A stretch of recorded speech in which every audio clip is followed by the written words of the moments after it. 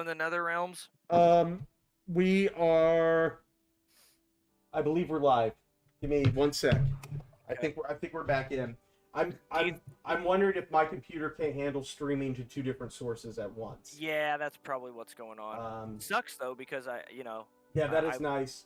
Well, we like it's good to see each other, but might be able to find a workaround. Yeah, we're live. We're live. Okay, okay, cool. so I'll just part one and part two it. Going back to the real deal. Okay, So it could have been that. It could have been something else too. So I could try it again. Uh, whatever. yeah, let's try it again. Okay, It's already failed once. So if it fails again, we'll instead know of for doing an sure. applications share, I'm gonna do a Mhm. screen share and see if that Okay. makes it easier, so it doesn't have to process a specific application. It could have been an internet hiccup. I was actually having that for my work earlier, so it could have just been my net freaking out. So we'll Okay. see. Usually my upload's pretty beefy, but you know how it goes. Okay, so Yeah, we're I know you got that good connection there. got that yummy yum. So, how much of what we just did, how much of that survived? Do you know? Almost all of it. Oh, okay, cool. Yeah, that should have been almost all of it. So it was just out for a little bit. I was pretty quick on it. I get a notification Okay. when shit like that happens. So Nice. yeah, we back in the game. We back Cool. in. We back in. Yeah. I can't remember. Going back to the ML, did that Yeah. have a did that have a tube screamer like built into it where you could turn it off and on? I can't remember. I don't think it. Oh yeah, it actually did. It did have a game pedal, It I think. it had like a Yeah. gain pedal and like one other pedal, right? 4. It had a noise Had 4? suppressor, a delay, and a Wow. verb. Wow. And I think a Wow. gain pedal. I So mean, dude, going back to that, like give th- it more credit. Like how so much can you could do everything with that. oh, dude, honestly, so when I was doing that dirty solo, instead of pulling up a delay from like Logic's preset, like I would usually do, like Logic's tape echo, I really love. I just clicked on the delay on the pedal, Yeah. and I don't even know if I moved a knob. I think I kept everything in noon and just fucking did the thing. Wow. Yeah. The only thing I don't like about that preset, if I were to take points off on something, is that the reverb pedal within that preset, every time I kicked it in, I felt like the whole sound lowered in decibel quite a bit. Now, maybe there's a wet dry knob on it, and I didn't fuck with it because I just clicked it on, heard the volume drop and everything get washed out, which can be a really cool sound. But I was kind of thinking it was going to be more like amp-like reverb Right. on it. And maybe it is. Maybe there's a wet dry knob that I just didn't pay attention to. So like, caveat, maybe I didn't do my due diligence. I just clicked on it. It's like, nah, that's not what I'm looking for. Clicked right back off. Well, And I put my usual like sound designer reverbs on it afterward for a little bit of room. Don't they have to save something for the paid version? That's You're fair. gonna give away the whole deal, the whole farm. The whole Yeah. Like I want it all, Yeah. man. I want it now. I do want it now. But You what can have it with ML Sound Labs. Or whatever. Sponsored. Sponsor?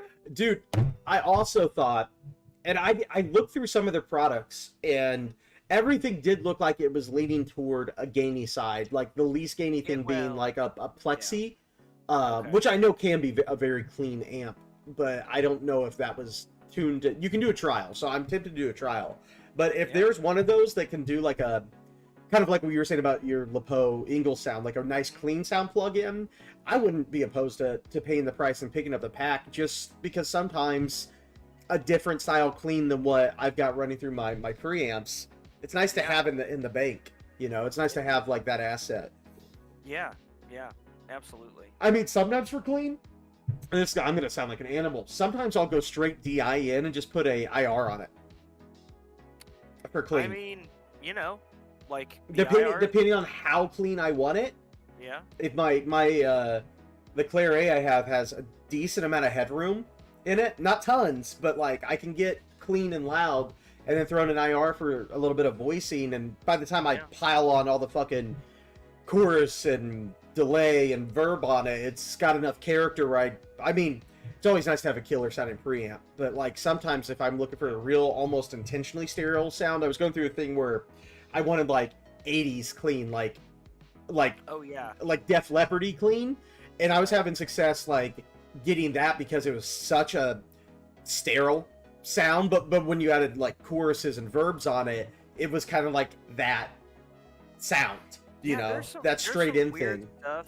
There's some weird stuff in a lot of that 80s pop, especially pop rock. Mm-hmm. You know, I wish I could think. I mean, I want to say, you know, bands like Phil Collins or something like oh, that. Sure. The guitar player is almost like, I don't know what kind of you know, effects they were running through. I don't know what kind of amp they were running through. If any of it was actual, like if any of it had any tubes in the chain, in the signal chain at all. But Yeah. it all kind of just sounded like processed, like, you know. Yeah. It's got that very flat thing, and they have like some sort of effect on it, and then like that's the sound. Yeah. You know? And that gives you a thing. That's like, it is a thing. It is a thing. Yeah. I think what made me think of that is I know a lot of those Def Leppard tones were that Rockman preamp. Rockman. Oh, okay. That little, it's like a little, almost looks like a Walkman. It was like a belt loop thing, and I know the Boston guy used that. It was the Boston guy who made it. It was, yeah, I was gonna say, yeah, he created it for sure. But I know some of their cleans, like it just had like a chorus reverb switch, and it had like 3 modes, and you kicked it over. I watched some YouTuber review it. He's Michael Nielsen, I think. Like Okay. He does some killer reviews, and he kind of lives in that rack world often. But yeah, so like that was cool. And when I watched that, I was like, dude, I wonder if there's a way to do that without like doing that thing. And you know, there's a lot of bands that will go, especially if they're recording on like a nice analog board, like a Neve or something. They will go direct in and then process after for their cleans. Okay. For some tracks, not all their tracks. I mean, some of those Rad Beatles fuzzy tones were that they were just clipping the board instead of an amp. Oh, It was like a straight in thing, and they cranked the gain on the board, and that's why some of those like fuzzy Harrison tones have I'm real nasty thing. Now. Yeah. Yeah. Oh yeah, they sound like, I mean, I don't even know. They sound like like some sort of insane fuzz pedal. Yeah, it's like super blown the fuck out, right? It is. Yeah, It almost just sounds like a blown speaker. Yeah. For sure. No, for sure. I mean, when you talk about those guys, they used fucking everything and did everything every way, right? Like it wasn't like this. They had I don't even know if they had fucking go-tos. I don't know a lot about the Beatles recording. I just tidbits, you know, like that's not. I mean, I want to say Harrison was partial to Vox amps. Mm-hmm. Yeah, I mean, they had that Super Beatle contract for fucking ever, right? Yeah. That's about as much as I know. Jim would be ashamed. Yeah, he would be. If he ever finds us, he's gonna kill us. As he should. That would be what he would kill us for. I wonder if he knows though, because like I feel like that's not like his bag. Right. You know, like getting geeky into the gear side of it. But I bet with them, I bet he does anyways. I bet he breaks his own rules. We should explain here. We have a mutual friend who's an absolute Beatles fanatic and has been forever, and gone to England, done all the tours, knows all the songs, knows all the trivia, but he's not so much into the gear. So you know, he is a kick-ass player and a phenomenal song arranger and composer. Great ear. He's got perfect pitch. All that comes along with, well, not always, I guess, but he has one of those amazing ears that has also been trained, and he uses it to make fucking music instead of just being a dick. Well, he uses it to be a dick too, but you know it's all part of it. Only to his close friends. Exactly, and he would be okay with us saying that. Yeah. And if not, fuck you. Fuck him. He's not here. Yeah. If he were here, he could defend himself. But since he's not, then he's fucked. So that's gonna be our general rule. If you're not here, right, you're fucked. You're fair game. Even if we didn't invite you. You hear that, Lars? We're coming for you. Oh, Lars. So I'm just gonna pick a fight with random rock stars. And you should. Lars is a good place to start. I feel like he's always the cannon fodder. Well, you know, he's Lars. That probably came from Laura was watching the South Park last night where oh jeez, the kids refused to play in their band Moop until people get paid for all the songs that were downloaded off Napster, and well, at the same time Cartman is doing a Christian rock band, Faith Plus One, and he's trying to get a platinum album, and he makes such a great episode. Yeah, that's such a fantastic episode. He makes millions of dollars, but he finds out that in Christian rock in South Park, you can only go like double myrrh or something. Like you can't go platinum. Gold, frankincense, and myrrh. Yes. So he went double myrrh. Isn't that where he like curses God and Talkin picks him up and then hits in his face? Yeah. It's quite amazing. Yeah, it's a good time. It is. It's fucking sick. It's a good time had by all. Yeah. So, on the gear train, I've also here. I'll pull this up. You guys can see my ass again. Great ass, Peter. It's good. It's good ass. It's great ass. What's he getting? What's he going to get?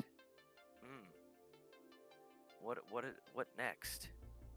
Oh yeah, the gold top. And gold top. Yes. So I'll do. Oh yeah. One of these. This is a Les Paul Classic gold top from 2017. And when I first got that guitar, I was in love with it, but it had 57 classics, and I actually have a 2016 Les Paul Classic that has the same fucking pickups in it, the 57 in the neck and the 57 Classic Plus in the bridge, and love the 2016 sound. Loved it, just absolutely. It's the zebra coil ones, and it was just raunchy and open and really good, especially when you're playing with like a lot of gain.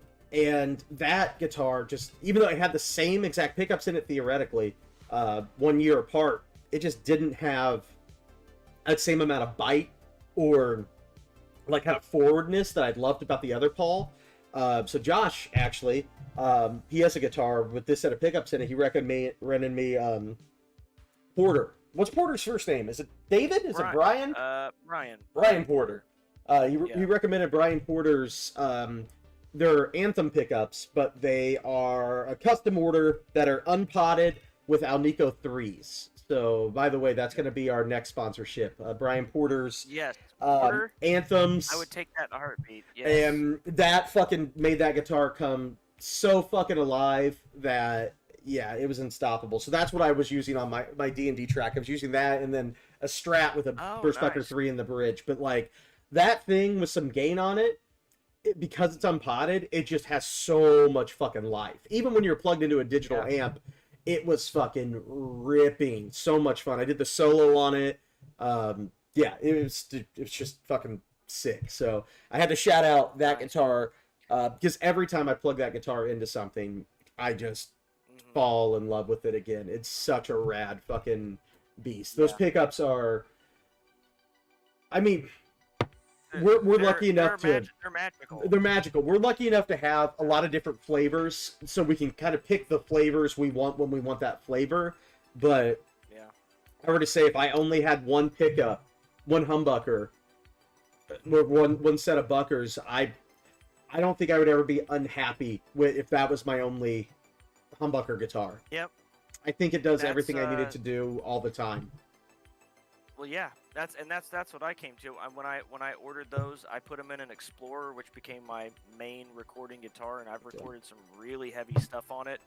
And those pickups do amazing, and they were so good actually that I ordered the exact same thing, but in a 7-string set for a 7-string guitar that I had, and he was like, you know, he had actually never made a 7-string set before, but he did it for me, and they sound amazing. They like, you know. They just sound amazing. They sound amazing in everything. Yeah. So the third company we're going to get sloppy on their dicks for is Porter. Yes. So, you know, hit us up, Brian. Porter does great stuff. Brian does great work, and he is very prompt. Dude, those pickups custom order pickups came in, I think, a week and a half or something. It was... Dude, I was like, he wound them the second he got my email or some shit, and then sent them in the mail the next day. Like, I don't know if it's just him. Bobbins. Yeah. I think he's got a small. He's got crew. to, right? I mean, I think he's still doing a lot of the work. But that's how it was with those 7-string pickups. Like, he had to even order the bobbins. He didn't even have the bobbins. Because he doesn't do and 7 I still strings. Got him in like, yeah. Exactly. I still got him in 3 weeks. Yeah. It's like the second he touches the pickup, it just manifests itself for him, and he just directs it into a shipping box. He's like the Dr. Manhattan of PAF pickups. Huge dick. Huge. Big Blue. Yes. Yes. We should call him Big Blue. We should call him Big Blue. Dude, like, it's just fucking nutty. So, that's sick. Yeah. And the price, too. Like, I think my set was 180 with shipping, maybe 160. But, like, yeah. I should probably stop talking about him because he's going to fucking jack the price up when everybody that watches this podcast hears this and orders from him. Honestly, I think if they were more like 280 or 300, somewhere around there. Yeah, that sounds more right. Yeah, hit our affiliate link below. We have no affiliate links. We have nothing. But we have to say this shit, right? Smash that subscribe button. Yes, smash it. And before we get too deep into this, smash that. And ring the bell. What's the other shit we have to say? Share the video. Don't and like, subscribe, comment. Yes. Send us nudes. Send us nudes. Are we allowed to say that? I don't know if we're allowed to say that. No, we can't say that. Send us nudes. I think we can say that. You should send us nudes. Send us nudes. Yeah. Do it. Only dudes. Send them all to Dustin. Send them to Dustin. Only dudes. He'll screen them. He'll screen them. He'll pass on the worst ones to me, I'm sure. But dude, honestly, like, I think, can't really understate the fact that those pickups, even when you played them in my Explorer. Oh, I fell in love instantly. Exactly. They just like, and I A-B'd. I have a Les Paul actually right here. Let me grab it real quick. Let's see how many guitars we can grab on screen. Yeah, I love that fucking Les Paul. This Les Paul has some Seymour Duncan custom shop Joe Bonamassa pickups in it, and the bridge is a Alnico 3 and the neck is an Alnico 2, and they're both like, I think this is like 8.1 and this is like 7.8 or something like that, which are very close to the Porter pickups in the Explorer. But I'm pretty sure I A-B'd this guitar and the Explorer. Oh, that's a bad idea. And it's just like there just wasn't any competition. It eats it for lunch. I mean, it does. It's a great sounding guitar. That guitar you would feel like eats other guitars for lunch. It does. But the Explorer with those anthems is just like, it's ridiculous. Dude, let the bitches see that headstock. That headstock's fucking nice. Oh yeah. Most people probably don't know what that is. So yeah, give them the rundown. It's a classic. You get it all in the frame there. Go down the neck. See if I can get the headstock in there. It's got that like SG Supreme head. I've got the gold truss rod cover off right now, but yeah, it's got the SG inlay there, and it's all like, it's got that yellowed binding on it all over it, which I love. Yeah, and that was a Sam Ash special run, right? Something like that. It was limited. I'm pretty sure. I know it was a limited run for sure. It was one of those Gibson Guitar of the Month or something like that. Guitars back in 2007. Okay. And I bought it. I bought it in 2017, but it'd been in some dude's collection, and he pretty much hadn't touched it. That guitar's sick. It is sick. I am gonna put some of those anthems in there though. I want to finish up with that by saying I'm going to replace those Seymour Duncan Custom Shop pickups. Dude, have you thought? Because the one thing I will say is, as far as a live guitar, me that what it may for playing shows, I'm tempted to get a set of the anthems with the A3s in it, but have them pot the bridge. My neck can be unpotted. That's fine. But the bridge have them pot or pot it myself, because I can like kind of half pot it, you know. Just because I know live when you go to volume, that is the thing. Which it's the blessing and the curse of an unpotted guitar. They will scream like you're playing fucking rock and roll, and that's fucking kick ass. But there are some times that the screaming is a little overbearing, especially depending on how much gain you use. So my normal level of gain isn't the issue. Mine is the sheer fucking volume I play at. For my hipster rock and roll, I play fucking loud and proud. And those harmonics, they start singing, but if you aren't used to playing with an unpotted pickup, I mean, even if you are, the fucking direction you're standing in is got to be a thing. If you play with any volume or any gain with an unpotted pickup, like any substantial volume or gain. Okay, we're not talking about bedroom stuff. Bedroom fuck that. Playing, you can do that all day. Yeah. But like, if you're playing live, even like blues jam, you'd be okay. I feel like you'd be okay. But if you're playing like a fucking real proper rock band, which by the way we should preface, this show is for dudes that play fucking, for you, real ass fucking metal and real ass fucking rock and roll. They play loud with their bros, with full kits, with drummers that hit way too hard, in front of PAs with sound guys that don't give a fuck about you. Like, that's what we're talking about. So if like that's not your vibe, if you play at a church or whatever, some of this shit's gonna be like cool. If you play with in-ears and you don't have any stage volume, you could probably still get away with it. You could use that all fucking day. It wouldn't. It'd be sick. It'd be the best sounding rig you could have because it's so alive. In fact, it would make up for the fact that you don't have that fucking cab next to you. Right. Yeah. I think that's why I love recording with it so much, and why you said your Explorer became your main recording guitar, because a lot of times you plug a potted pickup into an interface and run it through a plug-in or in front of a low volume. That love that you get from like that live feeling, sometimes it's not there when you're playing through plugins and stuff. But you put an unpotted pickup in that same scenario, it's kind of breathing so much more that you feel like you're playing with your cabs, even though you're on studio monitors. And if you've never played with an unpotted pickup, you'd have to like experience it to kind of get the idea. Yeah, stop being a bitch. Stop being a bitch. What the fuck are you doing? Stop being a bitch and just get in there and get you some. No, I fell in love with them from playing like Gibson Les Paul, like R9s, R8s, custom shops where they don't pot the pickups, and their pickups have Alnico 3 magnets in them, which make a big difference. Yep. Yeah, like I fell in love with them there, and he's going in for seconds. I haven't even got my first yet. Actually, I'm gonna pour some whiskey real quick. Do it. Whiskey break. You probably should. So while your bottles are right behind me, so yeah, I'll be right back. Do the thing. So I'll regale you with the story of how I got into unpotted pickups. My dogs are freaking out because my wife just got home, so you guys are just gonna have to roll with that. Trust me, they're all okay. I know it sounds like I abuse them. They're pugs and they love attention. And yeah, that's just the life. I promise we take very good care of them. They've been out of their kennels at least 7 times today. They just act like that. But I will say, so when I worked at a guitar store, which is where Josh and I met,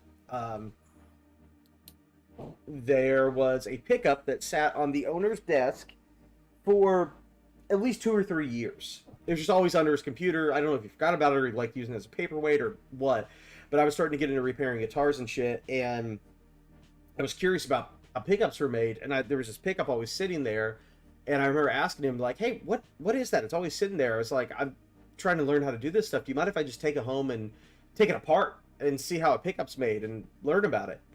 And he was like, yeah, go for it. I don't give a fuck. And so on the back, it was a Gibson Burstbucker 3. And the guy had taken it out of his Les Paul because he said it made a lot of noise and it was broken and they had to put a new one in. So what that guy was experiencing was there's a run of Gibson Les Paul standards that had that Burstbucker 3 in, and some Burstbucker 3s are potted and some Burstbucker 3s are unpotted depending on what year your Les Paul was made. And I don't know what year this was, but it was just an unpotted pickup. But the guy who played with a lot of gain, that's why he hated it, because it was squealing on him so much that he thought the pickup was busted and got a new pickup in his guitar and took out a perfectly good one. I mean, now I will say, I'm sure he got the pickup that fit his playing conditions better, and that's something you got to do sometimes. Doesn't matter how good something is if it doesn't do what you need it to do. That's legit. Yeah. But so Dusty grabs this pickup, takes it home, and I'm like, well, before I even fucking take it apart, I should hear like what's broken about it. So I threw it in one of my Les Paul knockoffs at the time, and started playing, and I fell in love with it. I was like, there's nothing wrong with this pickup. And I didn't really understand potted or unpotted, but I did notice it had a lot of noise. So when I started doing the forum searching, as we all do endlessly, it's probably why you're here. If you fucking search forums endlessly, you're gonna fucking end up watching gear shit on YouTube. Right. That's when I learned about the difference between potted and unpotted pickups, and it became the main pickup in my main guitar for at least like 6 years, until I started being able to afford things that were a little bit higher end. It was like a $300 Les Paul copy from Agile, and I just fucking wrecked that. It ended up on a couple albums that I did, like EPs. I was gonna say, like, just sidebar, Agiles are really great for the money. Oh, dude, do they still make them? Is it still going? I haven't looked in that like realm for a while. I feel like that like buzz died off about them. I feel like you don't hear for a while. You hear about them on forums, or maybe it's because I was looking for them specifically. I don't think you see them as much anymore, but I mean, I think that's because a lot of people just know about them now. Yeah. Because back then people just didn't know about them. They were the hot shit. I mean, they're a Korean-made Les Paul, which is fantastic. From World Music, which does all of the $1,000 and up Korean import Korean stuff for like ESP, Schecter. What was PRS using them for a little bit? I don't think they are anymore. PRS was using them for some of the SE stuff, and then I think they switched to Court, and then I think they went Indonesian. I think the new SE stuff is all Indonesian. Hey, well, I think that means that people need to start looking for those Korean SEs. I think that's what that means. Especially the ones from World Music. If you can tell, dude, those old SEs are killer. Those Agiles are killer. But like, so the thing that drew me in, like, yeah, the pickups that came with them were just like stock Alnico 5s or whatever. Mm-hmm. But in the Agiles, and they were fine. They were perfectly solid pickups if you wanted to spend $300 and play. They were fine. They were way better, I think, than like the Epiphone stock pickups that were the same. Mm-hmm. But the Chinese stuff, yeah. By the way, yeah, I broke up. Oh, you opened the Willet. The Willet pot still. It's great, isn't it? Very good. Cheers, man. Cheers. Delish. Yes. So yeah, and that guitar lasted for a while. I held on to it for a long time, and even on the most recent EP I did, which has been a bit ago now, I think it came out in like 2018, I brought that guitar with that pickup in the bridge because I knew I wanted to have some of those like feedbacky intros. So like the last day in the studio, I went in with my Friedman gained pretty fucking high in the volume, unbearable, and sat in the amp room with that guitar where I hit the A chord, rolled the volume up, and then just shook the guitar in front of the speaker just to get those cool feedbacks and blew my ears out for about 5 minutes. And then we grabbed the coolest harmonic feedback parts and that made it into the song. Actually, I say I did. I showed my drummer how to do it, and my drummer actually did it so he felt like he was playing guitar on the record. Send him in there since his ears are already blown out. I was in there with him to show him how to do, because he had never done the like live amp thing where you shake the guitar and like pull the harmonics by like going close to the speaker and pulling them up. And when you know how you like when it catches, there's that thing you can do to like keep that harmonic going. Like it's just that live shit, but a drummer who had never played a lot of live, real big rock and roll guitars doesn't.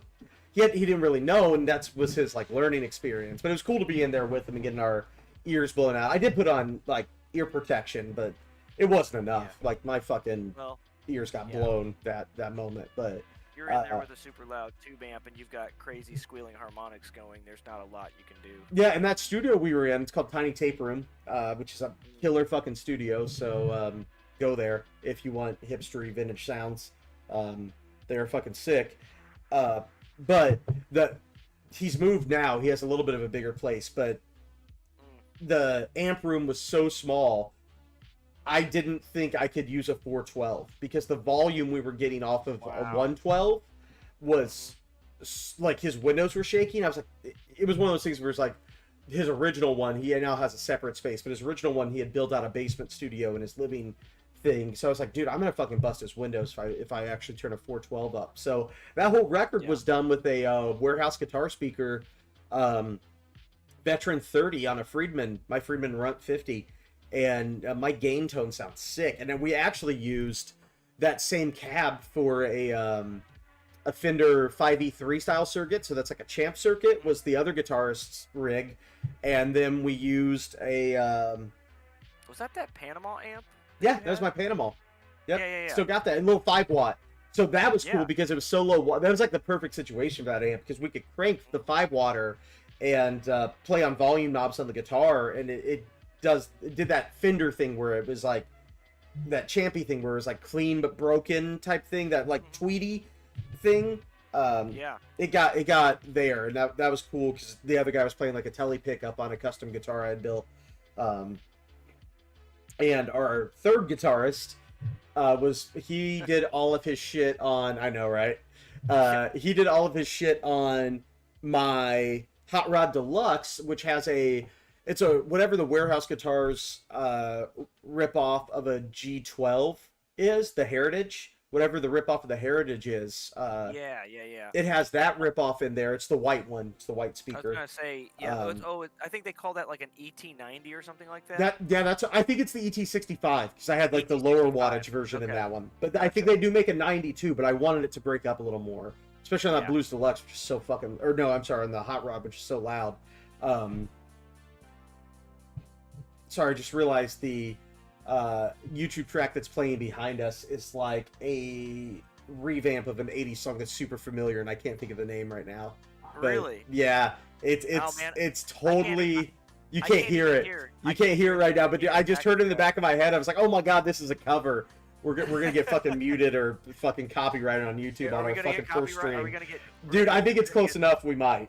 Usually the synth stuff is fine, but I think this is gonna be close, so we'll see. Get silenced. Oh, that's fun. All right, DCM8 on our first fucking venture. Yeah. I mean, coming in with a bang, you know? Yeah, dude, and going out with a bang. Or a whimper, I guess, if we get our shit taken down right out of the gate. I mean, usually after I bang, I do whimper a little.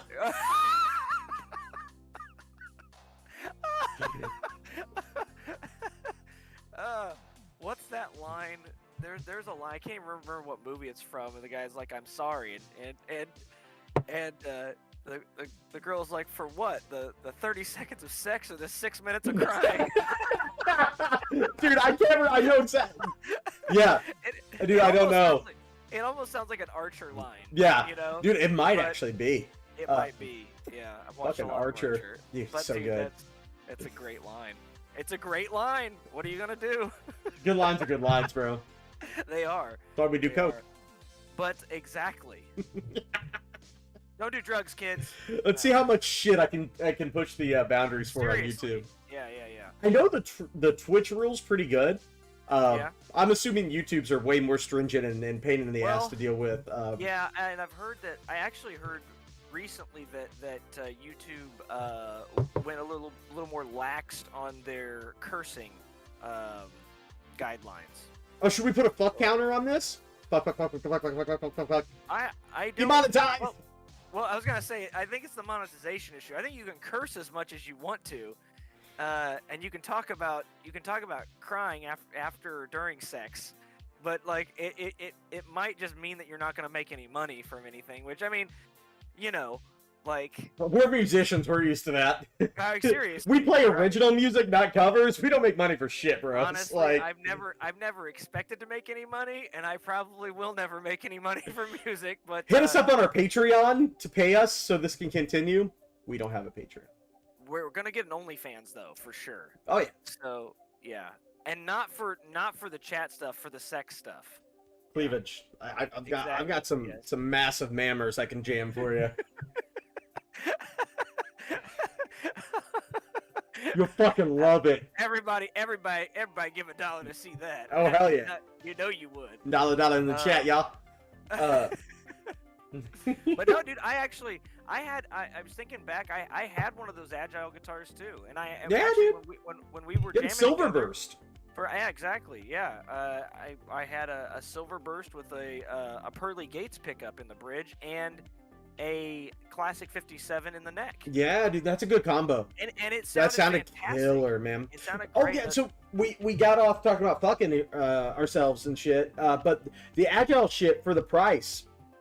Fantastic. So pickups, whatever. The pots were like, I think they were like alpha pots or whatever, so you could leave all the electronics in if you didn't like want to go like hardcore and like bumblebee cap it or whatever. It was good enough. Like I said, and it was wired. It wasn't circuit board. No. World Music, like the Korean stuff, they do great stuff. Like they do really great guitars. Like I said, it's like the $1,000 and up guitars from like LTD and Schecter and Dean, all those guitars companies. They all do their stuff at PRS. Yeah, and they're like $300. And somehow I think I bought a couple, one B stock, and it was like $220. That's absurd. And both of those B stock might even come with a case for free. That's but insane. Yeah, That's it was dumb. Insane. It was really dumb. They couldn't have made money. There's no way they made money. Giving cases with like American guitars that cost like, you know, you can't even get a case with like a $2,000 American guitar now in some for some companies. They're giving like big bags. The last Gibson I bought was a special. It was a special. It was a Gibson Les Paul special it was a Guitar Center run, P90s and like a honeydew burst or whatever they call it, honey burst. And it came with one of those leather gig bags. It's a nice leather gig bag, but it was like a $1,000 guitar. It might have been like $1,200 or something. I traded in actually all those Agiles and a slick guitar. I basically traded in all my import shit on that guitar on my buddy's last day working there, and I paid $100. And yeah, he gave me like $400 for each one of those fucking things, which I didn't even pay for. And I had gutted all the good pickups I had put in them. I had put back like the cheapest stock pickups I found in my pickup drawer. One guitar I didn't have a humbucker for, and it was one of the Agile humbuckers. This is legendary. I don't even know if you should give this away. I'm gonna say it. This is genius. Like it is a. At some point in time, I went through a very crazy thing where I thought it'd be super sick to have a Les Paul with a humbucker in the bridge and then a Strat single coil in the fucking neck. So I had bought a Guitar Fetish, sells these adapters that are this size, so they go over the humbucker route, but they're cut for a single coil, like a Strat single coil, so you could mount a Strat single coil in, and I had fucking had that. Like that for like a millisecond. I realized this is the dumbest idea ever. I should just probably buy a Strat. But when I sold that guitar to him for like $400, I had gutted the 57 Classic, 57 Classic I had in the neck, and I didn't have another humbucker to put in there, so I put in like a fucking Chinese Squire Strat pickup I had in that thing, and that's how I fucking traded into GC. So I remember going into GC and seeing. You thought I had gotten robbed. Seriously, because I had given him like 4 import guitars traded in just so I didn't have to buy that fucking Gibson. Well, there's all of Dustin's guitars. I mean, all my shitty ones, yeah. A quarter of them. Right? Yeah, right, sure. It was but it was all my import guitars, and I was like, it's time to let go. But yeah, so let it be known, if you're gonna trade a guitar in, generally you get fucked unless it's your bro's last day there and he's gonna fucking give you a mega hand. So I would never do that generally, but I kind of felt like I was gonna get a buddy deal, and I got a buddy deal. But dude, don't fucking put your guitars in there. You're not gonna get value. No one gives a fuck if you put a JB in the bridge and a Jazz in the neck on your $300 guitar. If you put aftermarket pickups in any of your guitars and you still have the original pickups, before you go trade them in, take those pickups out, because they're not going to give you anything for having those pickups. And if you don't know how to solder, the time to learn is when you're about to turn the guitar in. Yep. And you're going to learn how to solder as you're giving the guitar back, because even if you fuck it up a little, as long as it makes sound, they're going to fix it at that store. They will. That's the time to learn, and that's when you care about the guitar the least. So you got the least amount of money on the line. Just do it. And if that guitar doesn't work and we turn it in, they're not going to give you that, like, they're not going to take that much off, because they know their tech's going to fix it in 20 minutes. But like, that's the time, man. That's the time to go on that deep dive. Because don't give them free money, because they're not going to give you value for that. Like, and I don't think people know that. It doesn't matter how upgraded your Chinese guitar is. Yeah. They don't give a fuck. Put that Chinese shit back in it. They don't give you money for cases either. No, so never give them a fucking case. Never give them a case. Walk in with those fucking guitars bare as fuck. Cases, actually, I mean, you know, for a decent case now, you might spend $150. Dude, they're made out of wood. I'm sure, like, in 2 weeks, they're gonna be like $400. It probably will. Yeah. Yeah. They can't hardly. I mean, they're making a lot of them out of cardboard anyway. But like, yeah, I mean, like, if you have a decent case, especially a case like that'll fit a Strat. Oh fuck that. I mean, seriously, don't sell it. Actually, put that shit on like Facebook Marketplace or Craigslist. Yeah, if you need the cash, like, you're gonna get $100 for it, easy. Yeah. On a Facebook, some dude's gonna come. If it's a Strat Telly Les Paul or an SG case, you're gonna get that $100 for it. Especially if it's one of those like nice SKB cases with like the TSA latches and shit. You're not getting value out of that, so don't fucking give it to them. Like, now, I will say that we're talking about GC. We're talking about Guitar Center. That's true. I mean, if it's a local shop, you might get value. If it's a local shop, I would say do this. I would talk to them. If you're taking it to any shop, just to make sure that they're not screwing with you, you could take the guitar in by itself. Yep. And see how much they'll give you for it. Now at GC this doesn't matter because they're not going to give you anything else for the case regardless, right? The employees are literally going to pay $3 for it if it matches the guitar that they own later. Exactly. Like they are going to comp themselves your fucking case when you walk it in. Like it happens. It's I know they do it. My old bass player worked at GC. Trust me. Actually, I worked at GC for like 6 months. That's right. I totally forgot that. Yeah, I was actually a repair technician. I totally forgot about that. For GC, you were a repair technician for many years at our joint. Yeah, at our buddy's joint. At the music store that we worked at, we both worked there. And yeah, I repaired guitars there, and I repaired guitars at my old boss's. Yep. Luthier shop for a long time, but I ended up working at GC for about 6 months as a repair tech. And but trust us, they're not going to give you anything for the case. They might be cool, and they might have rock and roll hair because they can't get a job anywhere else. But hey man. But they are not your friends. I'm just saying. Hang on, wait for it. You got that rock and roll hair. I've got that business hair. You can't really see it because it's black as death right now. Dude, yours is getting fresh though. It looks good. It is, yeah. No, but I had Dustin will tell you, man, I had hair down to like middle.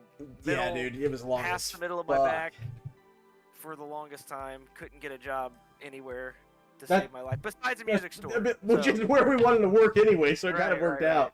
You know, it's funny, when I started working for a music store, I was clean cut as fuck. I had short cropped hair. I came in khakis and a tie and a button up. Honestly, I didn't have my tattoos yet. I didn't look like a music guy. I was about to ask you to do my taxes and to figure out a budget for me when you walked in to get for the interview, but I didn't. That wouldn't have worked out well for you. I would be honest. That would have worked out very poorly. Staten was in my heart, not in my appearance. When you've got the grift in your heart, in your soul. Yeah. Dog. We learn, we live, we learn, we love. Yeah, we were younger then too. We were a bit younger. And we didn't own Les Pauls, and we did not own a single Les Paul. Actually, I did. You did. You owned a Les Paul. But it was a studio, and back then, I mean, that was probably the biggest purchase I had ever made at that time, including my fucking car. Right. Like, I had a 2008 Les Paul Faded. They were called Fadeds. It was like under the studio line. I don't know if they still make them. They probably do. It was like the satin nitroed mahogany. Just like, it was a chunk of mahogany, but in the shape of a Les Paul that said Gibson. Almost had that red kind of look to the finish. Yeah. It was like a brownish red thing. Were those like $600 or $800? How much were those? When I got it, it was $799 with the case. Yeah, that's a great deal. I later sold it for $400 and kept the case. Oh dear God! Because you kept the case. It's the case for that Les Paul special I was just talking about. That's amazing. Because I knew. After that, I had known about the case, but I sold it to some dude in my college parking lot at that time. But dude, when I sold that guitar, it was worse for wear. I had thrown that when I was in my younger days, I would still probably do this now. I'm gonna be honest, but I had thrown that Les Paul because I didn't understand how quickly those headstocks break. By the way, don't throw your Les Paul on a stage. I got really lucky. I had thrown that Les Paul off of I had gotten up on a monitor and just fucking hand in the air, hold it by the neck, and thrown it down on the stage multiple times in fits of rock and rolls as we ended show. And the worst that ever happened, I got super lucky, is I busted a nut a couple times and had to replace it. Yeah. Yeah. And I think the last time I put a nut on it, the guitar store we worked at didn't have any Gibson nuts, so I put a Taylor acoustic nut on it. Oh my god. Dude, that is impressive. I don't think I knew that. That's impressive.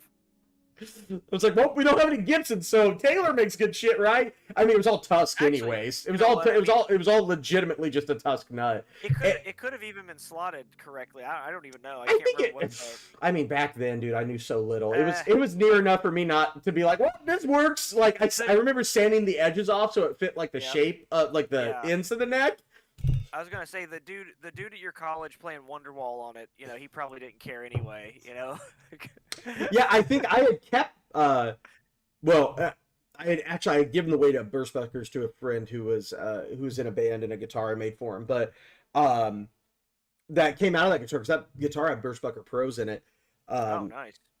Which were great, but because I didn't know anything about gear, I didn't think those were good pickups. So instead, I replaced them with a Jazz in the neck and a Screaming Demon in the bridge. Get it? Yes.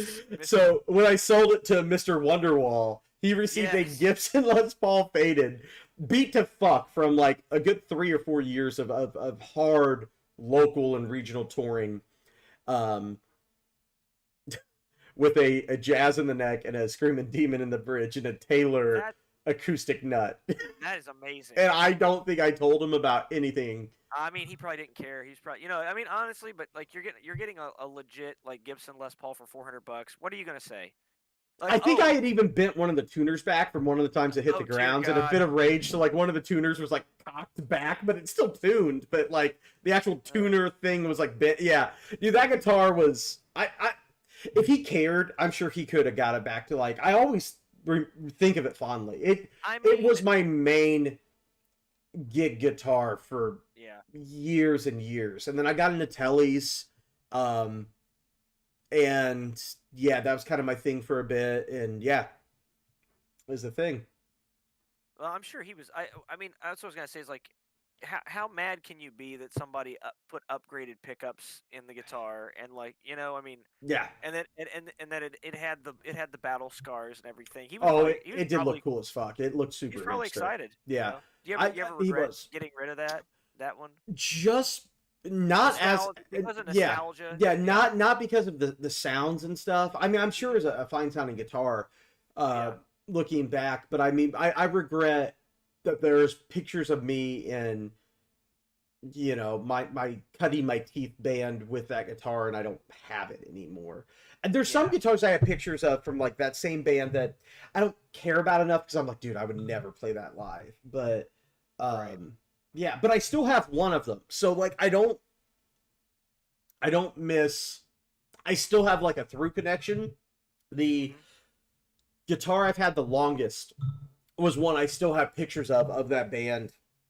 So I feel like I still do have like a through line till from then to today. If I had no connection, the Ash Telly, it was like a Fender special run Mexican Ash Telly that I had done a fucking tons of mods on. Dude, what about that? What about that one blue Telly with the white racing stripe?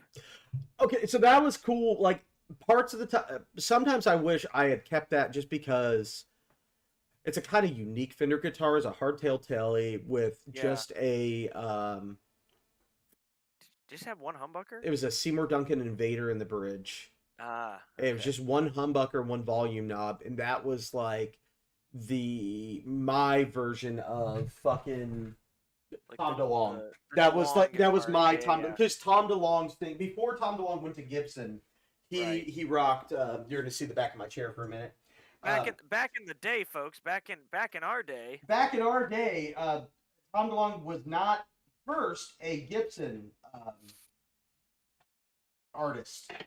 When they were writing a lot of like their early stuff, Tom was a Fender artist, and he had a Strat that was like his Sig Strat, and it was just a Strat with a hardtail with a Seymour Duncan Invader. So when I bought that Telly, I've always been into Blink, so like that, nothing has changed there. Still love Tom and Blink like a motherfucker, but like I was going after that like fucking Enema of the State style tones at that time too. So that guitar was a really good match. That was cool. It was cool because it was a set neck, which you don't see tons of in Tellys. Yeah, that's right. It was kind of like a FMT, those flame maple top Tellys that still kind of exist today. Only those have a stop tail bridge and are almost like Les Paul-ish. Mm-hmm. This was like hardtail Strat meets set neck Telly weirdness. I was gonna say we carried those at IRC for a little bit, which is where we worked, and they had in that same series they had a what they called a Celtic Strat. Yes, it was that same series. They did GTs and Celtics. Yep. Yeah, it was like a stone gray with like a Celtic knot inlay, and it had 2 humbuckers, but it was like a super Strat, but with a set neck. It was really odd, weird, honestly. And cool for a very specific thing. Right. So they made a Telly version of that too. That was a dual humbucker. That's right. Telly Celtic. Because they made a GT Strat too, didn't they? Yeah. And I think they made them in sparkly blue with a white racing stripe down the middle and sparkly red, I want to say. That's right. The red might not have been available on a Telly. The Telly might have only been blue, but I think the Strat had red too.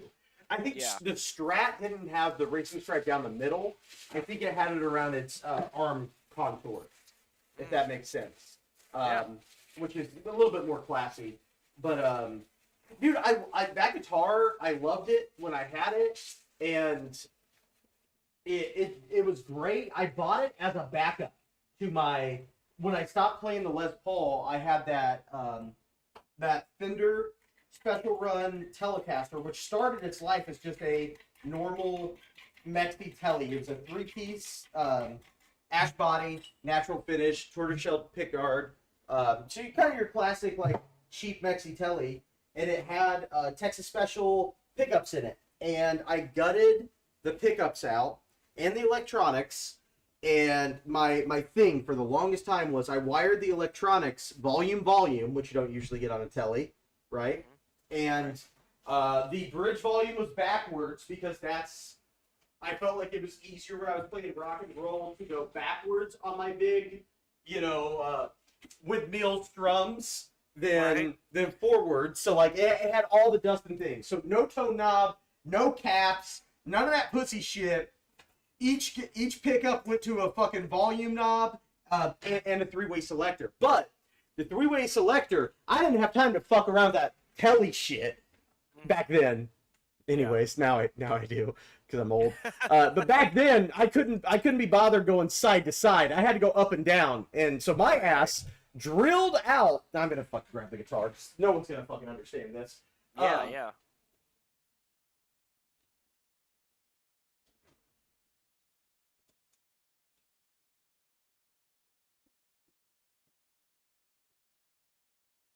Got it? Here it is. So I took a drill press to the fucking, usually Tellys go this way. I took a drill press and put a Les Paul fucking 3-way up and down on this shit. That's right. Yeah. I remember you doing that. Yep, and it actually bent this whole little surfboard thing when I did it, but I just had to fucking muscle it back out. So volume, and then you can see it has a little 59 Telly bridge in it from Seymour Duncan, which, by the way, is not anything like the little 59 for the Strat. On the Telly bridge, for some reason, Seymour Duncan winds these at almost 15 ohms. That's insane. It's like 14.74 or something, or 7.5. So like, isn't a little hot as fuck? Isn't the little 59 neck pickup, which is what it was really designed as, like, isn't it like 8 or 9K or something like that? Yes. Like a full sized one. Yeah. Not Yeah. Crazy. Yeah, so for some reason, the bridge on the Telly version, not even the Strat version, the Strat version's more normal. Right. The Telly version is a fucking monster. And then, jeez, I'm not sure if you can see. I'll see if I can get the focus to hit with the glare. Mm-hmm.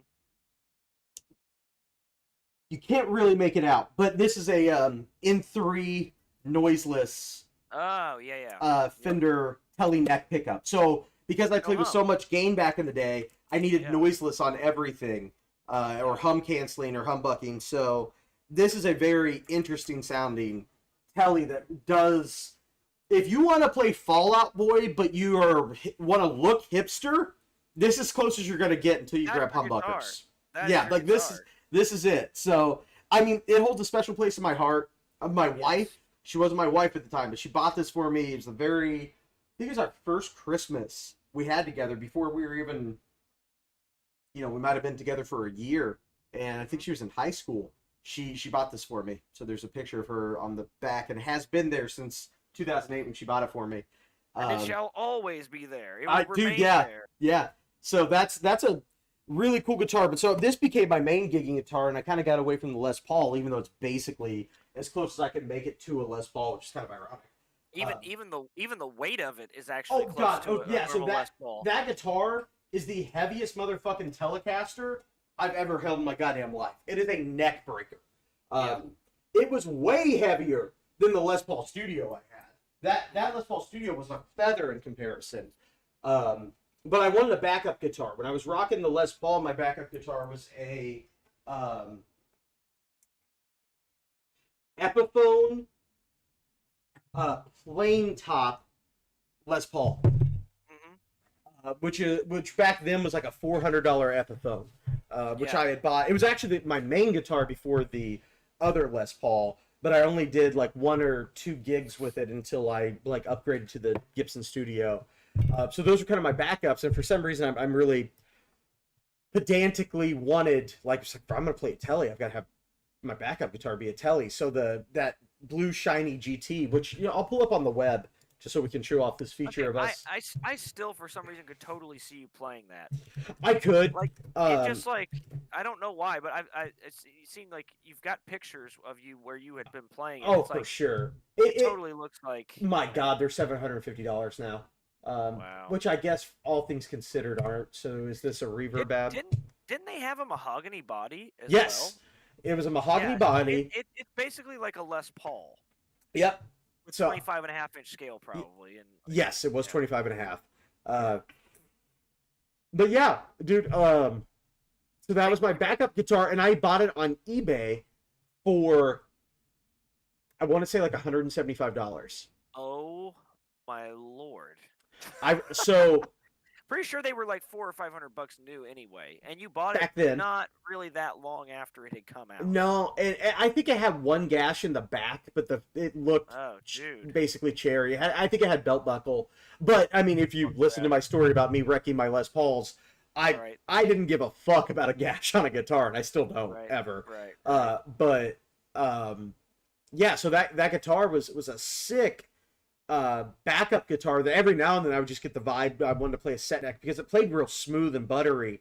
The setup on it when I got it was phenomenal. So every now and then I would pick it up when I just wanted to fucking thrash, and it became a guitar I went to a lot. But as I learned more and more about tone, I kind of moved away from it, and it was a pretty gaudy guitar. And when I stopped playing in that band, I was like, dude, I'm probably not going to be in a situation where I'm slamming in pop punk anymore. And like now I would totally grab it in my house and think it was cool as shit. But back then, when I only had enough money to have so many guitars, I think I sold it, and I think I bought my very first delay pedal or something. You know what I mean? It was like back that early where like you're selling gear to buy the next piece of gear that you're learning about or whatever. It might have been the first time I bought a very nice tube screamer actually and then kept some of the cash, probably playing car insurance or some shit, but I think I bought it for like $175, and I remember selling it for like $300. So in my brain, I fucking came out like a king, and I sold it to a guy who was in a local band. So I knew he was going to like use it for, like he was going to make real rock and roll with it and do the thing.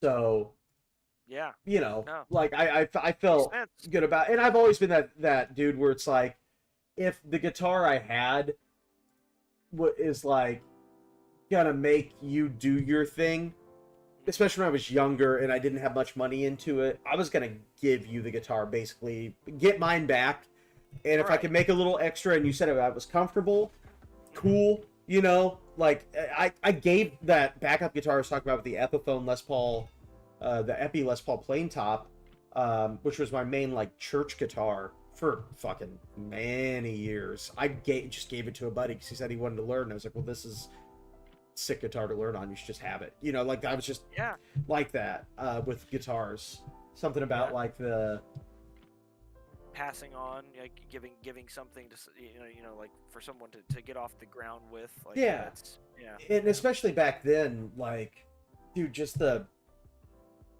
like having my friends play guitar was so important to me that I thought like, man, dude, like you love rock and roll, we listen to the same bands, like and that kid I sold that guitar to, him and his brother actually, like, they did the thing. Like, they became a local band, and I don't know how long the guy who had my guitar stayed in it, but they played, like, heavy metal, so, like, the vibe of that guitar was probably not his thing. When I say heavy metal, I mean, like, they were playing, like, drop D, hardcore breakdowns, like, hardcore metalcore shit. Anytime anybody says metal around Indiana, I just automatically assume hardcore. Yeah, especially if it's me. Because, like, there's a split. Because of you, I know what real metal is. But when I'm just talking, when I think metal, I think metalcore. Really. Well, that's like hardcore metalcore. Hardcore metalcore went like, it's like peanut butter and jelly with pop punk bands around here. Yeah, like, and that's what I was. Pop punk was my shit. So exactly, that's all. But that's really all there's ever been around here. I mean, there's been a few death metal bands that have. Yeah, there's never really been a true prog scene or anything. I mean, you guys did a good job, like bringing the proggier elements that were around in when you guys were doing your thing. Should we actually say what bands we were in? Because like people might know if they're following us from like shit. We should probably. So I was in a band. I'll start. It was originally called, we've gone through like 20 name changes, so I'm going to list them off. Midwest Romantics, you guys don't know about that. News from Verona, if you follow me, you know about that. Then Pioneer, if you follow me, you know about that. And then Trilogies is kind of the most recent, but now basically defunct thing.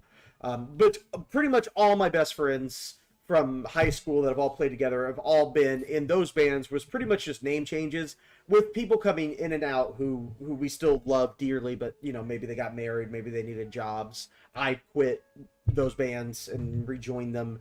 We've always had this long running, basically the same band all the time, but different names, slightly different genres, and we got better as we got older. So when we talk about that shit, that's what I'm talking about. When I talk about pop punk, I'm talking about concurrently with all that, I've always played in worship bands until I was about, couple years back.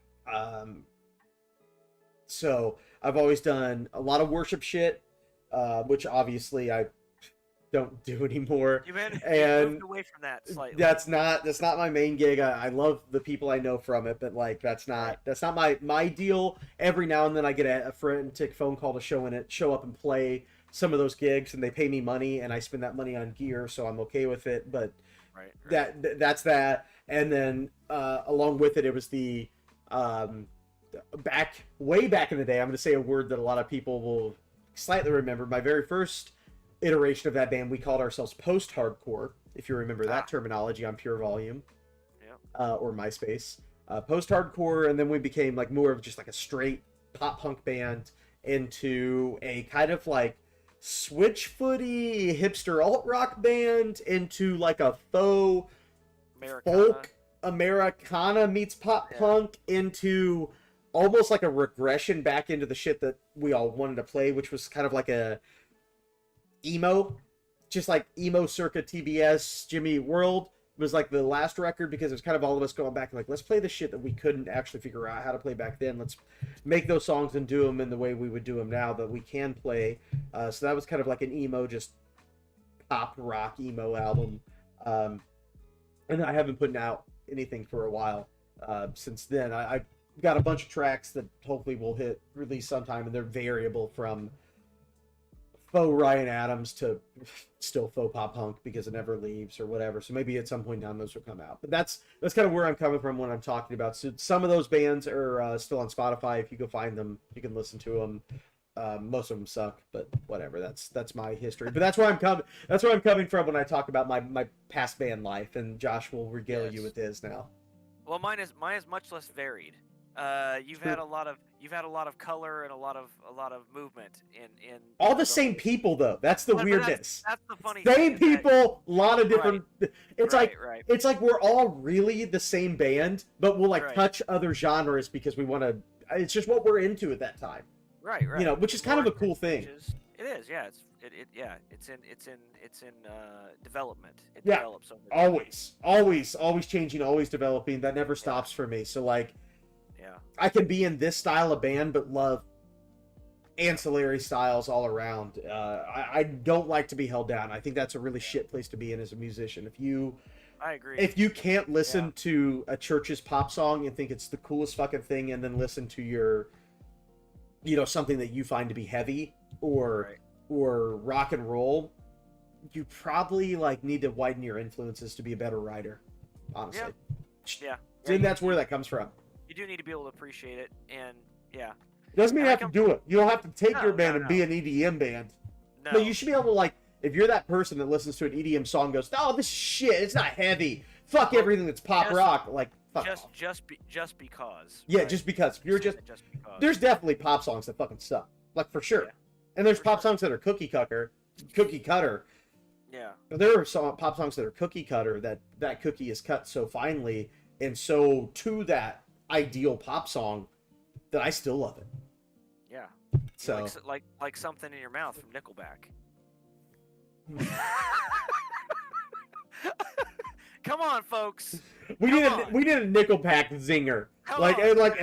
Every time we say something, it's a dun dun dun dun dun. I'm gonna press a button and it's gonna trigger dun dun dun dun dun. What is the actual name of that song? Is that something in your mouth? Is it? It probably fucking is, dude. Are you kidding me? Well be. He quit caring. That makes me. That's amazing. Yeah, for sure.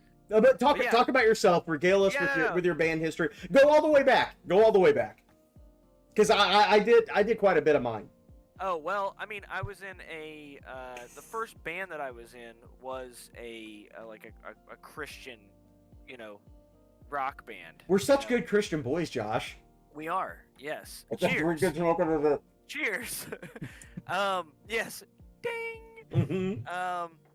But when I was doing that, I really just wanted to be in a metal band. I was listening to a lot of I started off doing the Ozzy thing when I was 12, and I moved through all the different genres. And by the time I was 8, let's time out real quick.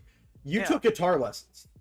Yes. So these people should know pretty close up front that you're good at guitar, and I am less good at guitar. You're very good at guitar. I appreciate that greatly. Just coming from different areas. Very different areas, but I will say what you needed to have under your belt to play the things that you loved was at a way higher technical level than I needed to have under my belt to play the things I loved. And I've progressed past the things I love, which I think is why I'm a decent guitarist. And your shit has always been technical, so I don't know if you would say you've progressed past in a how fast your hands go or where your fingers go, but I think from a musical point of view, I think you're on a fucking another level where you transcend genres with your technicality and your talent. Well, I appreciate that, man. I really do. Dick suck for you. Thank you. We should have a dick suck counter. Yeah, we should have. Seriously. It would have been all over the place tonight. We'd have at least 6. We would have both been going skiing. So if you don't know, that's when you have a dick on each side. We got this, but on both. Yeah, that's skiing. Ask your girlfriend about it. That's skiing, folks. Yeah. Ask your girlfriend and your best friend about it. It's super hot. We're not medical professionals. Talk to your doctors. No. Yeah. Got to make sure you're ready. Herpes is for life, though, for sure. Is it really? I'm not sure about that. I'm pretty sure I read that on the internet, and it must be true. Like, I can't. Well, if it's on the gear page, I'm sure it's true. It is for sure, 100%. But yeah, so like I ended up really just wanting to write and play like progressive heavy metal, death metal, that sort of thing, and I ended up doing like progressive power metal. Which has a lot of like melodic death metal influences, a lot of just straight power metal influences. Band's name is Dracon, by the way. I don't, if the 6 people who watch this later have heard of that. Good on you. We're currently getting ready to release our second EP after being a band for like 5 years. We were a band for 5 years and then like broke up, and then there was a hiatus of about 5 years, and now we're finishing what we should have finished like 5 years ago. If you're watching this and you haven't been in a band that's gotten back together, just turn it the fuck off. You're not old enough. You're not old enough to appreciate any of our humor or anything we're gonna say. If you haven't been in a band that hasn't broken up, gotten back together, released an album, try to release an album and have it fail because someone fucks you over somewhere in the process. Right. Nah. Nah. You're turn it the fuck off. Keep on walking. Okay, so I've been a signed musician, right? Right. Yep. You've played festivals for insane amounts of people. We had contracts offered yes, to us. We never accepted any. Don't accept the contracts. Don't do it. My band was an exception. It worked out for us, but like most, they're gonna fuck you unless they're not fucking you, and that's very, very rare. If it sounds like rape and it feels like rape, then you're getting raped. Yeah. So kids, devil's in the details. Read that fine print. Read the goddamn contract. Instead of buying a fucking guitar, pay for a fucking lawyer to look at the goddamn contract. I'm not kidding. Pay that $300 for 1 hour of that lawyer to look at your fucking contract. Please. Caveat here. Okay. Yeah. If you get a lawyer to look at the contract and say he makes some revisions and sends it back to the folks that sent the contract to you in the first place, say a management company or a record label or whatever, and they come back and they say no, right? They say we want all this language in here. We want it just the way that we sent it to you, and we're gonna take you for a ride, right? But when you get that back, sit back and maybe sit on that contract for a couple weeks, right? Yes. And just think about your future. And if you don't want to be living in a van, eventually down by the river living off government cheese, but if you don't want to live in a van with a bunch of dudes for the rest of your life making nothing, then maybe take that contract. Yeah. Maybe go ahead and take that contract and get a job as a CPA or something. And go finish your bachelor's, which is totally not a scam anyways. It's not. Listen, college is not a scam, and your advisors care about you, and you're going to have a job waiting for you once you graduate. All of that is true, okay? We are not degreed professionals in the fields that we got degrees in. We're not. Neither of us. Actually, I meant to say we are, because that would have been the ironic Well, thing. that would have been the ultimate. We are absolutely degreed professionals in the fields we got our degrees in. 100%. I promise. I didn't go to a $50,000 a year private school. You can believe us because this is on the internet. Butler Bulldogs. I didn't pay these fuckers $50,000 a year and then have to buy this hat. I totally didn't have to buy this hat after I got out of college. I promise. They totally gave this to me because I had done so much for them. Listen. It's a great fitting hat. I've got to be real. It looks good. I love this fucking hat. Thanks, Peter. Point is, college isn't a scam. Don't go to a technical school. And yeah, Like, sign whatever contract they send you. That's the real point of this conversation. This is how to be an 18-year-old in a band 101. Yes. It's easy for 20-year-old. And maybe 102. I feel like this portion is 101 and the earlier portion is this portion is 102 and the earlier portion. Wait, stop that, reverse it. Basically, what we're saying is we just saved you $200,000 and maybe some anal rape. So right. But if you're into both of those things, if you're into $200K worth of debt because you don't really have a concept of what money or debt or life or reality or anything really is, then have that 13th whiskey and Coke and forget about everything we just said. Well, this is just straight whiskey. Yeah, this straight whiskey. If you're mixing, I don't know if you're on the level. I mean, you can mix the first one, but if you're not so young, you know what? Listen. Yeah. We had a lot of fun. We had a lot of fun mixing, right? And Canadian, I'll say this. I can't remember. Canadian Mist actually mixes very well with Coke. I'll say that. It is the ambrosia of the gods. If you're in your 20s, you should buy that fucking 175 for $9.99 of Canadian Mist and dump it into fucking Coca-Cola. And if you don't have bitches taking their shirts off around you, you're not a rock star. It's true, homie. I'm sorry, bro. I just gotta put. If you're not in a Christian rock band, drinking Canadian Mist and Coca-Cola, and you have bitches around taking their shirts off with very, very nice bodies. Like, I don't want no fat chicks. Right. Then you fucked up. Somewhere you didn't. I don't know. You need to go back and listen to more Ozzy. Seriously. You're just not rock and roll enough. You're not there. You're not on the level. You listen to too much Arcade Fire, not enough Ozzy. You're a bitch. Right. Go fix yourself. Then come back and watch the podcast again. You'll like us more then. You will. Yeah. If you listen to more Arcade Fire than Ozzy, right, this podcast is probably not for you because you're gonna probably get offended. If you're not offended yet and you have listened to more Arcade Fire than Ozzy, there's hope for you. There is. But please, just drop out of your private school. That's all I'm saying. Go to your community college. Whatever. Listen to that man. Listen to that man. There's a lot of wisdom behind his pain. You hear that pain in his voice? So much pain. Well, much pain. The pain is every month when I fucking look at my fucking student loan payment and I could buy a Les Paul every month if I wasn't paying it. Listen to that, boys. Also, let's talk about this real quick. That's an important statement. Yeah, I could. You know how many Les Pauls I can have? 100? I could have a Les Paul every month if I wasn't paying those student loans. You know what that is? Fucking Les Paul every goddamn month. Not a custom. I'd have to save 2 months for a custom. But I mean a fucking Les Paul standard. How much are they? Are they 22, 25 now? Something like that, yeah. I could have a Les Paul standard every month if I didn't go to fucking private school. So, let it be known. Also, when we're talking about Josh playing fucking stadium shows, basically, and me being a signed artist, I want you guys to realize, remember when we were talking about those $300 guitars that we both had with upgraded pickups because that's what we could afford? Yep.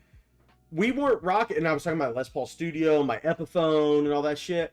We didn't have $2,000 Gibsons going into Marshalls from the 70s or fucking $3,000 Ingles. Well, you did have your Ingle through a lot of that. Yes. Now, yeah, here's another important note, kids, is that you spend all of your money on your gear, like all of it. Fuck your car insurance. You don't need it. You're gonna get caught driving drunk anyways. You only need, yeah, right, yeah. I didn't mean that. Unless you're one of us. Yeah. I didn't mean that last part. I meant everything else. There's a lot of Clockwork Elves working in the background for us, you know. Yeah. We'll get to that later. Yeah. But yeah. So I did have some nice gear at that point, actually. Yeah. Yeah. You did. But like early on though. Oh, I mean early on, yeah. Like, you know. Even with some of the Dracon stuff, like. But when we say nice gear, the shit we're gonna name drop now, like your comparison, like your red comparison that's been like your that metal guitar, right, forever. What did you pay for that then? I got that from a Japanese music store in Japan. Mm-hmm. Back when you couldn't, they didn't have American dealers. They did not have American dealers, and that's back when the U.S. dollar and the Japanese Dude, dollar we're so was fucking old. I'm just saying it was like the U.S. dollar is way stronger. Way stronger. So buying a Japanese guitar in yen, kids, if you don't know how to convert a dollar, right, research it on Google, and then don't watch this podcast again. We're just automatically like baseline calling everyone listening to this kids, right? That is the assumption, and everyone else would be like clapping their hands and saying yes. No, I think that's why that's the thing, you know, because everyone else knows this shit and has done this shit. Right. And they're listening for the when we talk about the other shit, like the ML Sound Labs and recording on Logic, like those people are there for that. Right. The other people, like the young ones, like there's shit they gotta hear, and no one's saying it on YouTube. That's why we're kind of doing this, you know. Yep, agreed. But your comparison was how much US? It was $1,300 US. Okay. And like right now, just to give you some perspective, one of those guitars is $2,900 US. Yeah. So when he says he has a comparison, he didn't pay comparison price now.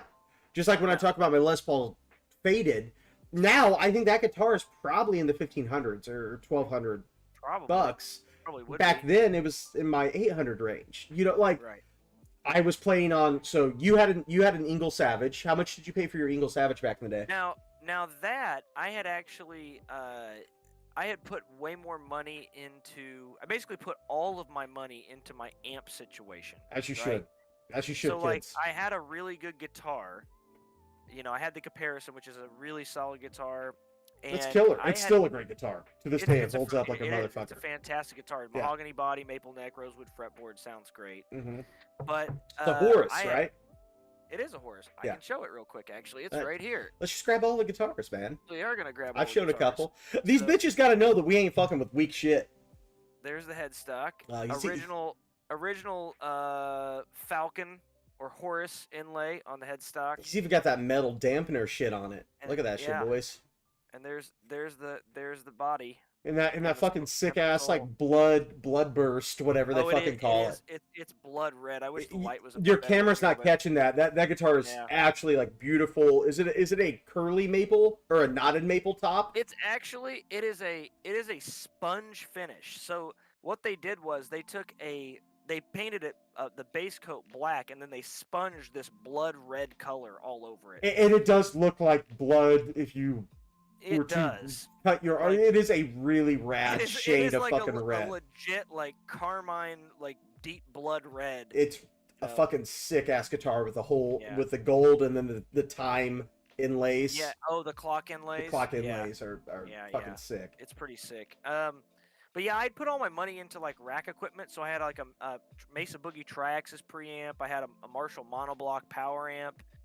And I had a TC Electronics G System effects processor. Yeah. And I basically sold all of that, and then plus like $1,000. Yeah.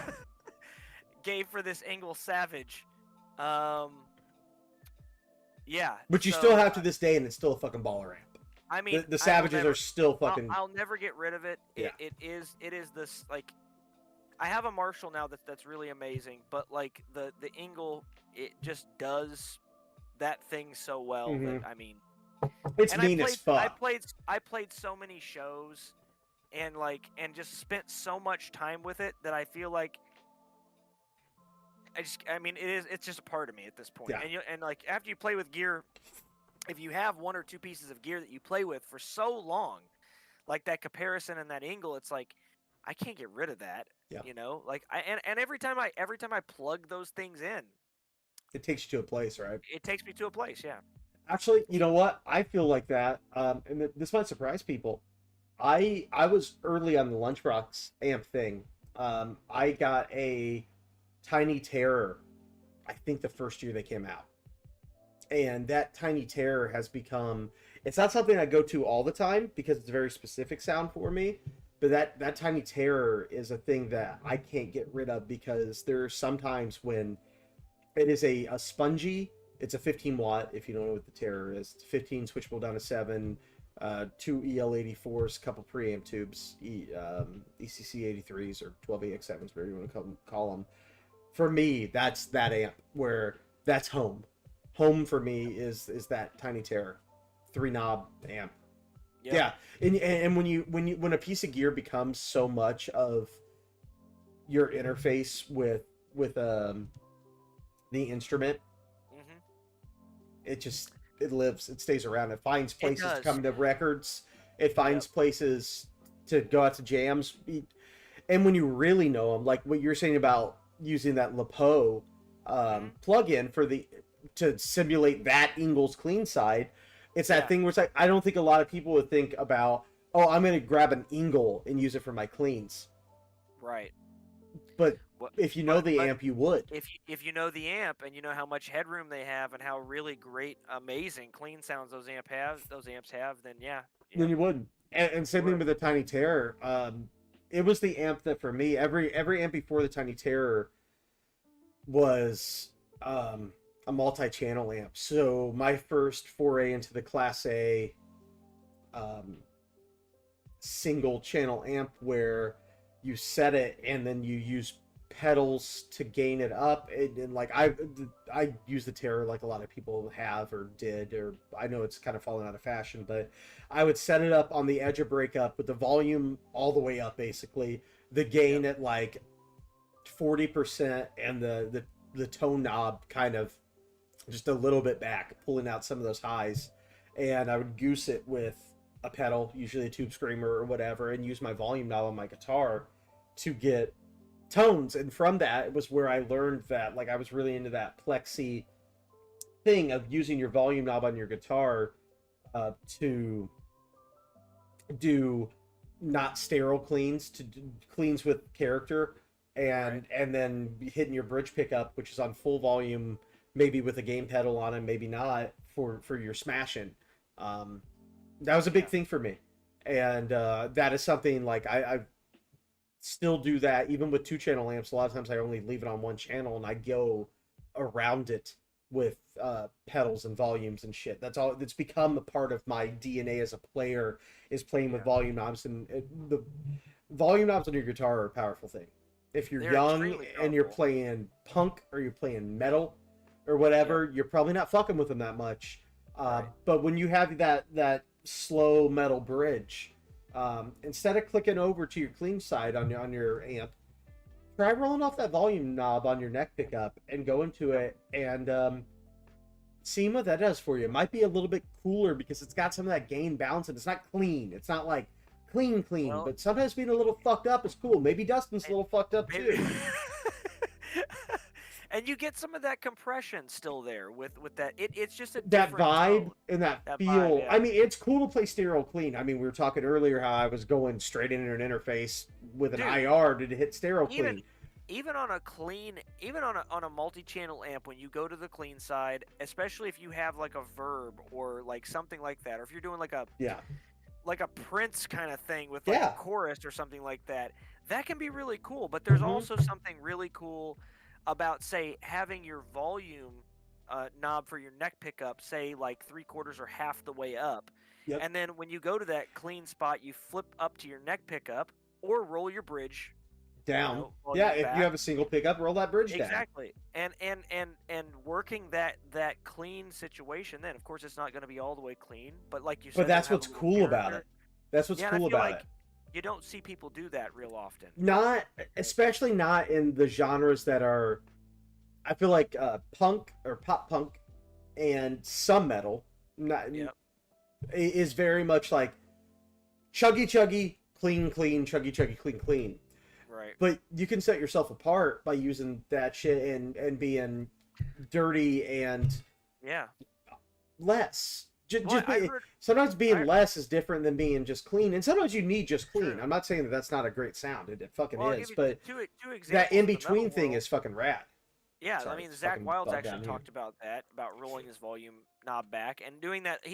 He's an old school player anyway. Like he plays with a cable still. Like he does the whole thing. Yeah. But also like the dude from Mastodon, Brent Hines. I think. Yeah. He's the Butter Slacks dude, right? Yes, he is. Yeah. With that sick ass Golden Axe Explorer that I want to buy at some point. Dude, a fucking Golden Burst is the sickest shit ever. his gear, man, his gear is ridiculous. He's got dialed in. It sucks that Gibson fucked him over because that Gibson Explorer he made. Yeah, he went to LTD. Well, I know he went to LTD, but I didn't know like what the situation. He put out like I saw a YouTube video where he was talking about it a little bit. And he didn't like disparage Gibson. He just said, well, there was shit I wanted that Gibson wouldn't give me, and everything I asked for from LTD ESP I get on the split on the Pronto instantly, and that's why he has Sparrowhawk instead of the Golden Axe now. I will have to I do have to say that virtually every artist I've ever heard that switched over to ESP has said that exact same thing. I know that Alexi, when he left Jackson, basically he got his Jackson stolen back in the day, and he was getting ready to go on a tour, and he's like, I need guitars, and they could have just sent him like, you know, they could have had 2 guitars for Joe Schmo. It's fucking Alexi Leho when he was alive. If he wants guitars, you send that motherfucker guitars. You send him guitars, but they told him, they're like, we can't get you guitars for like 6 months. And he was like, I need guitars, and so they make a signature model. Pull them out of some fucking stores and reimburse the goddamn store. It is his fucking guitar. He'll use that so you can custom shop them. Like, but that's bullshit. That's bullshit. When he couldn't get the guitars there, ESP was like, hey, we'll have you guitars in like a month. I'm done.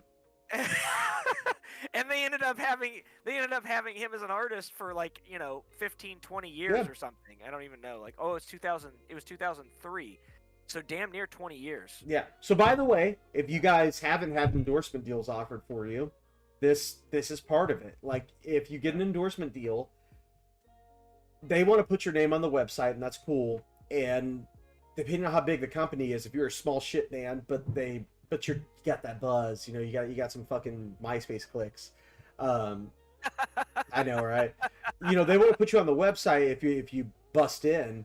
But they'll give you that artist pricing, which is fine. It's basically like dealer pricing. That's cool. But like the endorsement shit you really want to look after is a company that really fucking cares about your music. And it's probably going to be smaller companies, honestly. If you're a smaller band, you probably won't be able to fuck with the big boys until you're actually probably beyond caring about, you'll probably have the money to buy a couple nice shits and whatever.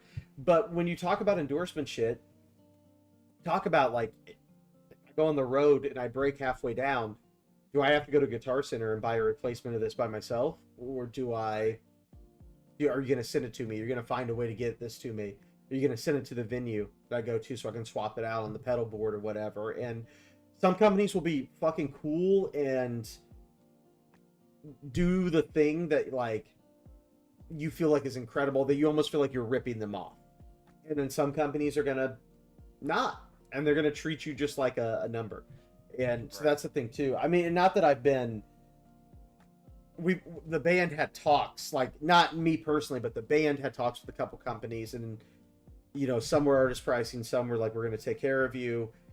Most of them didn't work out to be too much need in the past. But, like, that's a thing. When you're dealing with those, like, if you're going to lock yourself into a brand...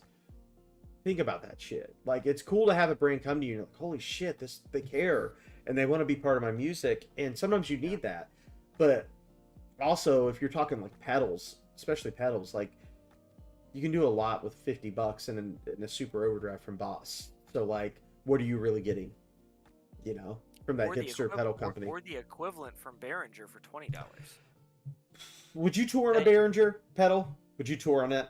Like, honestly? If I had like 3 backups, yeah. I tour if I was using a switcher, like you have the ES8. If you weren't stomping on it, yeah.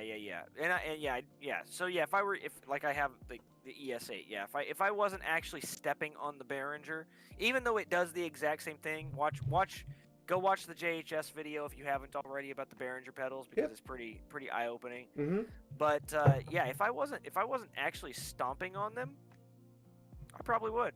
Yeah, I think so. I've never gone the switcher route. I'm diametrically opposed to that shit. It just seems like what I do, it's just not my vibe.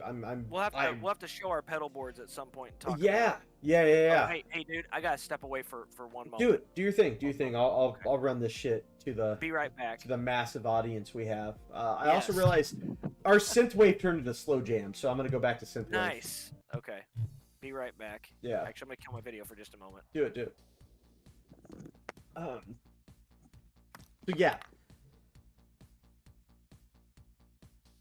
I'm trying to think, we were talking about Behringer and the pedals. Yeah, so I run a pedal board like you would have in 2005 or 8. I line them up, run through them. I don't care about true bypass. Some are buffered, some are not. Some are cheap. I have a Dana Electro pedal that I love on my board. Tremolo, the Tuna Melt is sick. I run it all. So it's kind of that thing of like, I kind of do everything with it. But I have always, looking back, I've always just kind of been a stomper. I do have a lot of always-on pedals the way I play.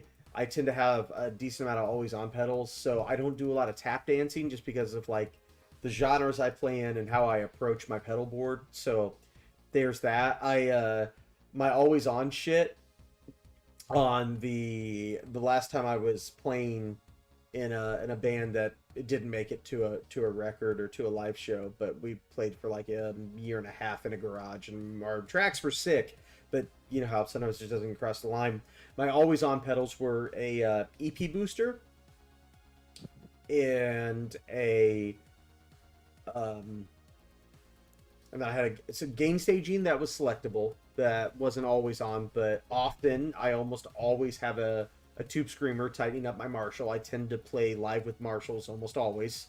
We're a Marshall adjacent, like the Friedman, but generally in the past couple years it's usually a Marshall. So EP booster, a tube screamer's off and on depending on how heavy we're going, but generally the tube screamer's probably also on along with that EP booster set at like 40%. And then I generally almost always have a 1 repeat 1/8 note delay on just to thicken. And then I've got almost always, I have a Matthews Effects Astronomer, and that always has a little bit of spring-ish reverb going, and then it has a second setting where if I want a shimmer or a tail, that's a second setting on it that I'll kick on top or instead of. But so I almost always have a spring-ish thing going, a 1/4 note delay, an EP booster, and then a tube screamer to taste. And then on top of that, I'll gain stage up if I want to get super dirty. And I'll also, if I want like a real screaming like solo thing, I'll put a long delay, usually like an analog, like a digital delay faking an analog from TC Electronic. But yeah, my normal rig has a lot of always on, and it's shit that's always on that a lot of people would put on to taste. But like that my like set tone, if I'm just gonna pop into a gig, that EP booster's on, that 1/4 note delay on 1 repeat is on. It's set on a pretty quick time, just like a thickener. And add a little, and it's got a little modulation in it. It's the JSS Pink Panther. So already I've got a little bit of gain always in my signal, a little bit of modulation built into my delay, and then a little bit of reverb always going. So if that tells you what type of player I am, that's like the bass sound. I almost never play my amp dry, even though that's a great sound. That's not where I live. I live with those 3 things on, and I build on that platform up. And even if it isn't those specific pedals, when I sub pedals in and out, there's still pedals in those places that are doing things that are adjacent to those things. Those just happen to be the ones that are currently on the main board. I have multiple boards. One of my favorites is I have a Boss board. It's just an all Boss board. He's got a half dozen boards. Seriously. Yeah, yeah, and not all of them are always together at the time. The Boss board is always together because for a quick recording session or a quick recording board, that's always grabbable.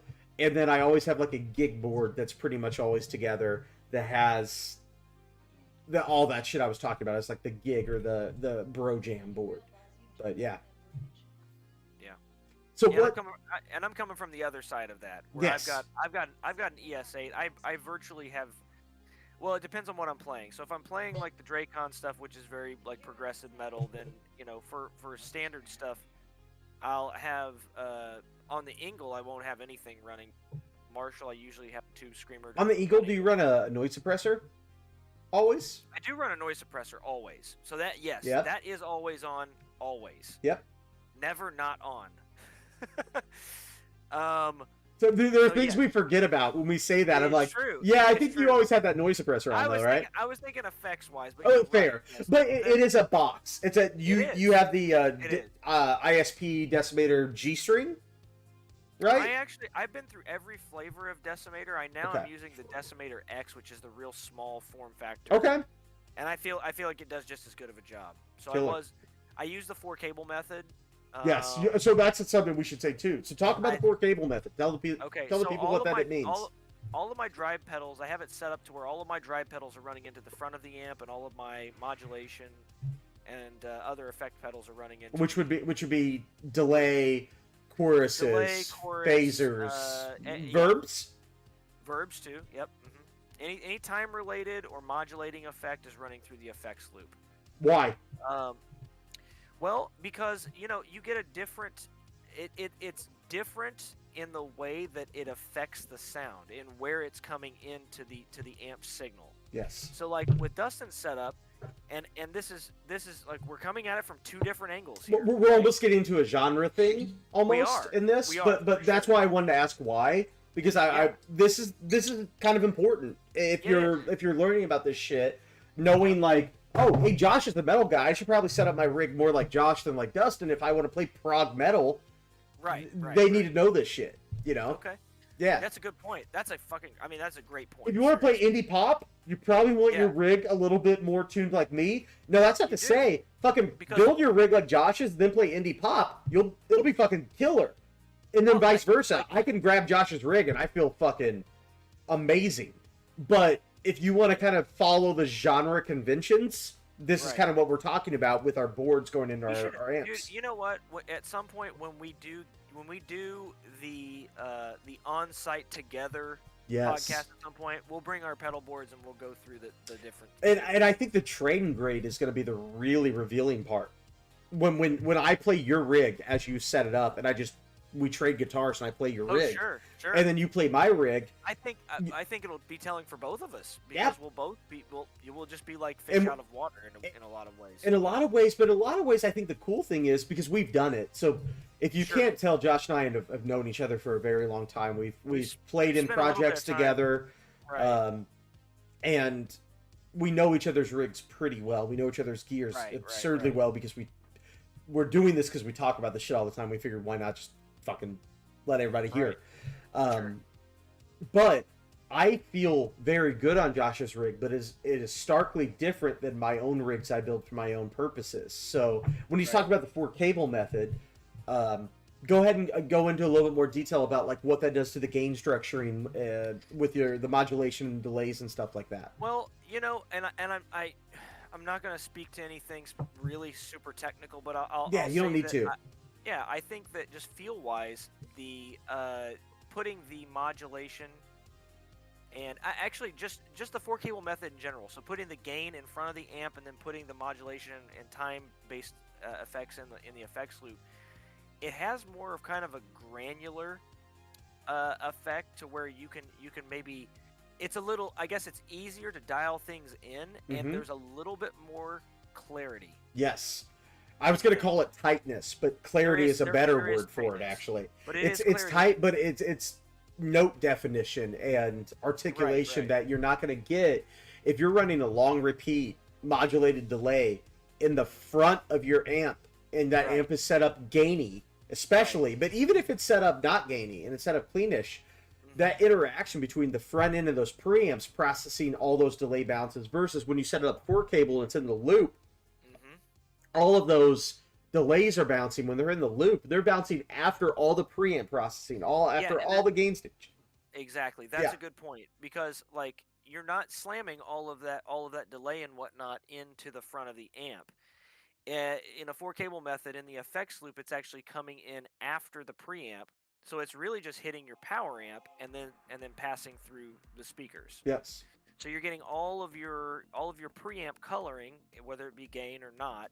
You're getting all of that prior to those effects coming into the situation. And then it's adding modulation on top of that. Where if you run your rigs like I do, you're slamming your preamp with your delays. It's going to be. We should say I was gonna say, sorry to Yeah. interrupt you. No. There's a thing to that. Yeah. Because So there's an entire sound shaping thing that you get to that you can't get with the 4-cable method that you get with that. And it's gonna be mushier. Right. It's gonna be a little more chaotic in some ways. You're gonna have unexpected gain spikes. You don't realize it, but the level of volume you have that when you run in front of your amp, the level you have your delay repeat set to, it's gonna peak that fucking front end every goddamn time. Now, if you don't want that because you're playing really tight, like riffs, and you want fucking tight ass syncopation afterward, right. you're not gonna get that if you hit your front amp with it, because it's gonna fucking gain up every syncopation. Yes, yeah. But if you want mushy, and mushy's not always the right word because it depends on your preamp and what amp you're running, all those things. Yeah. But it's definitely going to be mushier than going 4-cable. And when we say 4-cable, what we're talking about is half your pedal board hits the guitar input on your amplifier, and the other half, your chorus, phaser, reverb, delay, insert anything that feels like it's part of that, is going into your effects loop in the back of your amp. It's literally like it's two different signal chains. Literally. So you have your modulation and delay effects, your time-based and modulation effects. There's a cable running in and a cable running out, and those cables are going to your effects loop. Mm-hmm. Your drive pedals are going from the input of, say, your switcher or whatever you're running through, because you really do have to have a switcher or something like that if you're running that, yeah. Method, right. Well, or they also I'll let you go on. I was gonna say they also make stomp box like pedals to do that as well. Why did we drop the No. I was gonna say when I was early in the worship stuff, I actually I would bring 2 pedal boards with me, two different fucking pedal boards. And one was a front of amp pedal board, and one was an effects loop pedal board, and I actually treated them as I would have 2 pedal boards, and I mean full. Well, that's it. Fucking pedal boards in front of me. Because I didn't use a switcher or anything, and back then switchers were very uncommon. When I was really in the worship scene. Yeah, you had to pay a lot of money for them at one point. Yeah, the affordable switchers were not a thing, so I built a front of an amp pedal board, which had about 8 pedals on it. And then I had a modulation pedal board, or modulation delay time-based pedal board that ran to the back of an amp. And I came with 2 pedal boards, a couple guitars, and an amp. And that's how I did it. So, you're absolutely right. And what I did, by the way, that was fucking ridiculous, and I didn't do that for very long because you know it's just what? a pain I in the respect dick. that so much. Yeah. You're walking into a church gig with 2 pedal boards. 2 pedal boards. 2. Yeah. 2. Deuces. I would set them up around me in an L shape. The gains would be directly in front of me, and the delays would be to the side of me, and the microphone for my leading the band MDing would be over the gain side. And when I would need to go delay switching, I would turn almost usually to the drummer to stomp the delays out or to get in time and clack in. But I mean, obviously, a switcher is way more efficient, especially if you're playing way tighter stuff. Yeah, but it allows you to have a much smaller footprint. Yeah, my God, you don't want to carry 2 giant ass pedal boards into gigs. I don't want to carry you just look one. like a douche. I don't even want to carry one. Yeah, I've always been that guy though. I mean, just a little bit of backstory here. For the longest time, for probably so I started playing in bands when I was 18, right?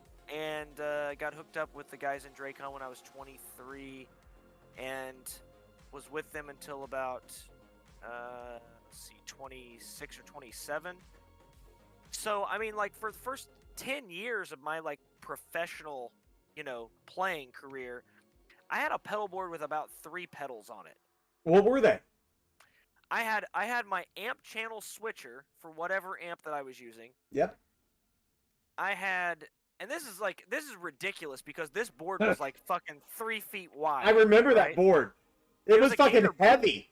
It was physically heavy to carry, and then you open it up and it had your fucking channel switcher and a couple pedals. It was so dumb. I know what pedals were on it. I'm asking for the audience. Yeah. No. Yeah. So, It was my huge amp channel switcher. It was a Holy Grail reverb. It The was an classic. Ibanez. The classic Holy Grail. It was a big form factor classic Holy Grail. The one with the negative headphone jack looking input. Exactly. Ibanez AD9 analog delay, pink. Yep. Which was great delay. Still great at delay. Still great delay. I kind of want, they released those in a mini version. The Nano, yes. Yeah, I want to buy a Nano just because that's such a killer delay. I wish I would have never sold it, honestly. Yeah, dude, yours was sick. Yeah. And I had a tuner. I had the Korg Pitch Black tuner, and then for a while, and then I had a Gator volume pedal. Mm-hmm. That was it. Did you have one? I think you had one more thing, right? Oh, I had a noise gate. You had one more thing besides the noise gate, right? What did I have? Didn't you have a tube screamer on there? Didn't you have a TS9? No. Oh, that was it. You didn't TS9 until the Marshall? I never TS9 until the Marshall, because before that, where most people probably would have, I just didn't. I actually preferred kind of a drier sound. Yeah. And I always used the channel switching in the amps to get the lead, the lead sound. Yeah, you because that amp is a 4-channel. It's really 2 channels with 2 variations per channel. Okay, right. So it's not technically like a diesel. It doesn't have like 4 separate EQs and all that. Actually, it does have 4 separate EQs, but it's really just a 2-channel amp. With a mode switch, basically. Well, actually, you know what? I'm looking at it now. No, I'm sorry. It has 2 separate EQs. It has separate gains, separate volumes, separate master volumes, and separate presence control. So it has enough knobs on it to have 4 EQs, but it doesn't. It only has 2. Anyway, so yeah, before the Marshall, I never did use the tube screamer, which is kind of crazy because it's such a standard. It's such a standard pedal, but I never had a wah pedal until 2 or 3 months ago. That's true. So, it's true. It's kind of been unconventional. Yeah. But, it's funny, in the ways you're unconventional, I had a wah pedal on my worship board, right? By the way, back then, I don't know what it is now because I'm out of the loop, but back then that was super unconventional. I had a wah pedal next to my volume pedal, and as I was swelling for the big worship, praise Jesus moments, I would be filtering with my wah the swell at the same time. With literally my foot would be on both because I set them up so I could be heel to toe with both. Oh, that's crazy. And I would be with the delay and the modulation, swelling volume along with filtering. And you could do a lot of cool shit with that. A lot of those worship guys, that wasn't. I was an outlier in that by far. That was a very weird thing to be doing, but I thought it added. I feel sometimes breaking those genre conventions. Set you apart and make you something that's cooler than the average other motherfucker. That's called having a style, son. Having a style, and sometimes, dude, you gotta do your thing, man. Especially if you're a hired gun. If you're a hired gun to a gig, you have to at the same time play that shit so everyone knows what you're playing. They get exactly what they want, but you gotta have a flavor on top of that makes you different than the next hired gun. There's got to be a reason that they say Dustin instead of the other 30 guitarists that want to get those paid gigs. And if you're not getting paid, it doesn't fucking matter. Do whatever you want. But if you want those paid gigs, those paid church gigs, you got to be able to hit that shit. But also, do your thing to where someone goes, dude, it just sounds better when he's here for some reason. Right. And whatever that means to you, whether it's the way you play and your tastefulness, or your gear, or hopefully both. That it makes a goddamn difference, and it will get you fucking paid. And not that those gigs pay a lot, but man, when you're getting paid for a gig, when you're doing pop punk and you're what you sell in t-shirts that week is that band's take, and then you on the weekend you go make $200 because you're leading the worship band. That difference feels stark. Especially when you're a young person, you go, well, shit, now I can buy this cool pedal that I wanted for my pop punk band because I got to play this fucking little church Jesus gig. Right. Yeah. It kept me in it for a long ass time. Yeah. It really did. And you know what? I mean, I've done the same thing. I've played, I played church gigs too. You've done the Jesus gigs. Nothing pissed me off more than someone saying they wanted it played exact. You know, it's Yeah. like, then why am I here? Like, why am I actually? Why do you have a human?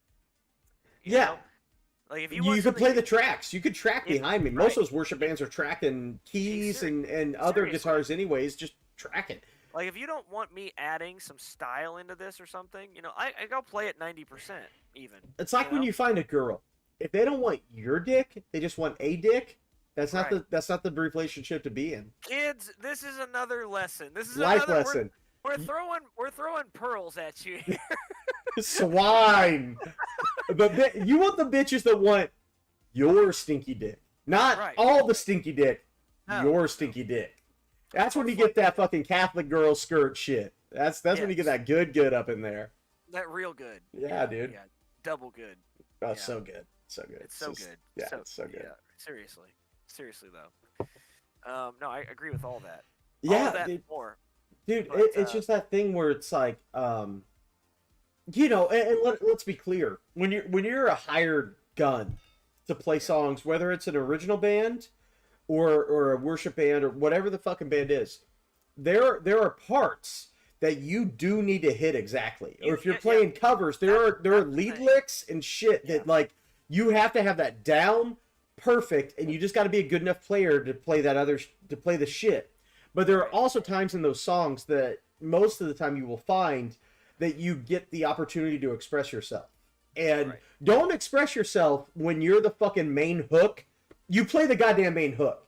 That is not expression. That's not Dustin time. That's not when you get to be the fucking king. Right. That's when you play the main fucking hook as it's written and you fucking nail it. Because that's what the bitches need. But when there's float parts or whatever, that's when you get to be you. When maybe there's not even a guitar in that song, but you're gonna add your diddlies, your ear candy. That's when you get to do some cool shit. But when there's a fucking hook, you hit that hook. Like don't be the guitarist that doesn't play the hook because they didn't learn it. That's actually then you're a fuck up. If you want just a solid rule right there, you hit the hooks, and then in the other bits you play the ear candy. That's how you make money. That's the rule there. That's hired gun 101. Exactly. And if you do that really well, you'll be very successful. You'll get gigs. And maybe you want to play guitar for your fucking money. Right. I wouldn't recommend it. But if you want to play guitar to be your fucking week, you better know what we just said. Because guys like me and him, we make a lot more money than guys that play guitar. Right. Honestly. But we probably play as well. Josh plays better than you. I play worse than you, but I know when to hit the hook and when to ear candy. And if you don't, I'm going to get your gig. Right. So if you want that gig, I don't give a fuck because I don't care about your gig. I'm going to buy a pedal with it. But if you really need that gig, you need to hear what we're saying, for sure. Yep. You can be as good as Josh, but have the fucking tact that we're both saying.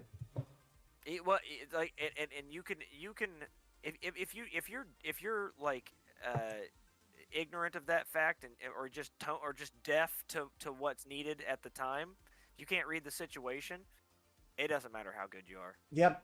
And if that is you, and you're hearing that, and you're saying, "Dude, I think I don't know how to get that."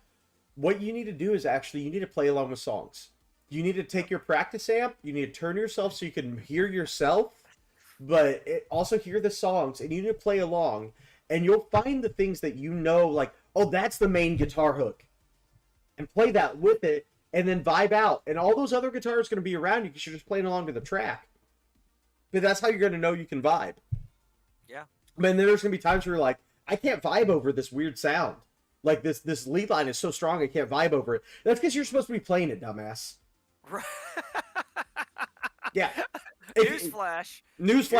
That's you. Right. So, like, it's like, I know it sounds harsh, but if, like, that's what you're trying to do, that is a very good testament. If you can't vibe over a bit, that's because the bit that's being played is supposed to have you in it. And then if you vibe over bits, that's because you're not important, and that's when you get to ear candy. And ear candy is it's a toolkit thing. When you ear candy, you're gonna, if you love being the ear candy guy, and I just said I was a guitarist that plays in a band that has 3 guitarists in almost my whole fucking life. My life is being the ear candy guy. All of us have to be the ear candy guy at different times. There are times when I'm the main guy. There are times when I'm not. But I want to play guitar. I don't want to fucking sit there and look like an asshole. I'm going to do something cool. So how do you do something cool? That's being ear candy. But when it's time to hook, it's time to hook. And there's also got to be a time. You got to know when it's not your time. If you're playing in a band that has other guitarists, sometimes you got to know when it's time to step back and let your bro shine. Even if he's worse than you, or even if it's not what you would have played there, doesn't fucking matter. That's his bit, and he gets that spotlight. And if it's a good band and you're playing with good writers, you're gonna get that shit later. Yeah. You know, you're gonna have your moment too, where he's gonna have to step back. And it's not about talent. It's not about ego. It's not about technicality. Sometimes it's about who wrote the best part at the right time.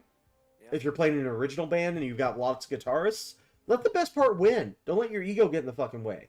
Let the sickest part fucking do. And if you didn't write it, fucking smile because someone else did and you get to be a part of it. Like, fuck off. They made the project that you're a part of better. Better. And you smile and you pat them on the back and you go, dude, that's fucking sick. And in the back of your head, if you go, man, I wish I could have written that, fucking learn it. Learn how to be what that guy was in that moment and learn from it and become a better guitarist.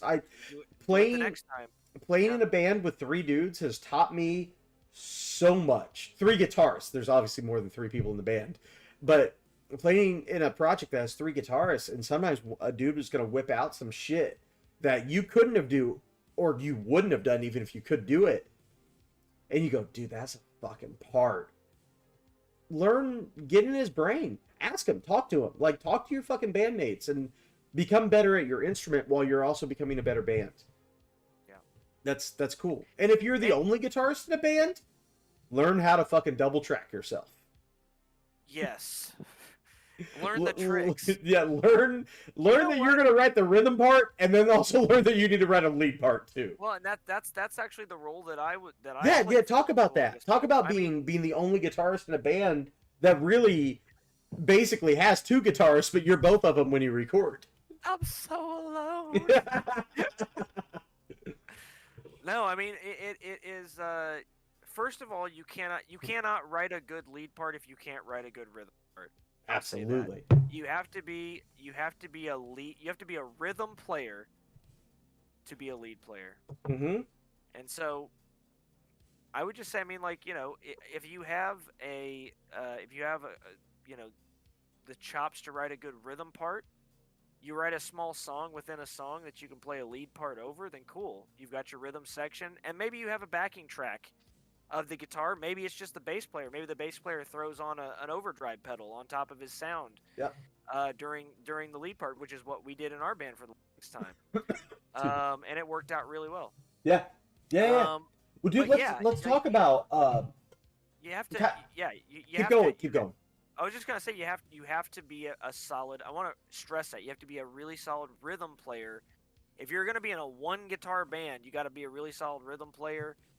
And that's like way more important than being a lead player. But if you want to be a great lead player, you have to write those great rhythm parts too. And that's one thing that I struggled with and really strove for. You know. I'll say writing that stuff. I'll say 2 things. One is that as a great rhythm player, your job is to know when you need to support the lead. That's one thing. Right. When and what that means. Sometimes that means playing less. Sometimes that will actually mean playing a little bit more to catch a harmony or a note that's missing that causes either dissonance or octave or harmony along with that. But you shouldn't be trying to harmonize because you're like becoming a lead player in that moment. What you're trying to do is make that lead bit the coolest fucking thing possible, and he only has 4 fingers on his hand and maybe his thumb on a couple E string notes. So if you can hit a note that highlights his shit, you're doing good. If you're playing notes that are overwhelming the lead line, so the lead line's becoming buried, you're going wrong. And that's just what it is. Yeah. Now, there are some bands that can pull off really technical rhythm lines over really technical lead lines. Yes. But that is guitarists that really trust each other and probably spend a lot of time really tuning to each other. Yeah. And knowing like, hey, and they're probably both, when they write those parts, are intentionally making space for each other as the guitarists they are. And honestly, they're probably guitarists that don't see each other as lead rhythm like in a dichotomy. Yeah. They're probably guitarists that see each other as guitarists, and one guy's doing a cool bit and you're going to do a cool bit over it or under it or around it or whatever the fuck it means for that song, and you have to play that dance. And when that dance is pulled off, it's beautiful. Right. But it's so easy to train wreck your bro, and it's so easy to overstep your bounds. And knowing that is a fucking magical thing if you can pull that off. Those guys are working at a really high level. They spend a lot of time together. There's no way that you can do that with two guitar players and not have spent a ton of time together. Mm-hmm. And yeah, there's a lot of iterations in all of that too. It's not just, they're not just going to shit something like that out really quick. It's going to be a long process of writing. Which comes into learning to listen. Part of the best part of being a musician, or the best musicians have this in them, that whatever your main instrument is, your best instrument is actually your fucking ears and learning to hear what your band is doing. Even if you're the main songwriter, learning to do, if you have people around you while you're writing songs, listen to them and pull the things you want, and then tell them when you don't want those things. But like that thing of hearing cool shit, ego aside, and then making the best song possible. When you're writing songs, or you're playing parts, but especially when you're writing songs, that ego needs to die in every bit besides your fingers, basically. You need to be the best player you can be, so your ego needs to be in your fingers, but your ego should not be in your head. You know, like, your fingers need to do what your fingers need to do to make the part sick as fuck. But you need to listen and understand what sick as fuck actually means, and it's probably not you diddling over the motherfucking whole thing. You know, it's probably not playing the hurdy-gurdies. Read the sitch. Read the sitch. If you can't read the sitch, you're not ready to be in a band. Or your band sucks and you guys need to play together a lot, so you learn how. And there's nothing wrong with cutting your teeth and feeling these pressure points. Absolutely nothing wrong with it. We were all in bands that blew fucking dick. It is part of it. If you're in a band that blows dick, but it's your first band, stay in that fucking band and get that band to the point where it doesn't blow dick. And then if you want to move on, move on. But if you move on from that band that blows dick and because it blows dick, you're not ready yet. You're not ready to be in a better band. And that's probably why you have the people around you. And your band's mates will probably get better in some ways. And if they don't, you'll eventually be able to go on to greener pastures. But cut your teeth. There's nothing wrong with cutting your teeth and knowing your shit sounds like shit. And learning from it. And learning how to make something that sounds like shit sound decent. And then you start to learn how to write shit that doesn't sound like shit. Yeah. And it's you gotta fail to succeed. And it's hard. It's hard, dude. And that's the thing that people won't say too, is that being in a band is a fucking process. And it kind of blows.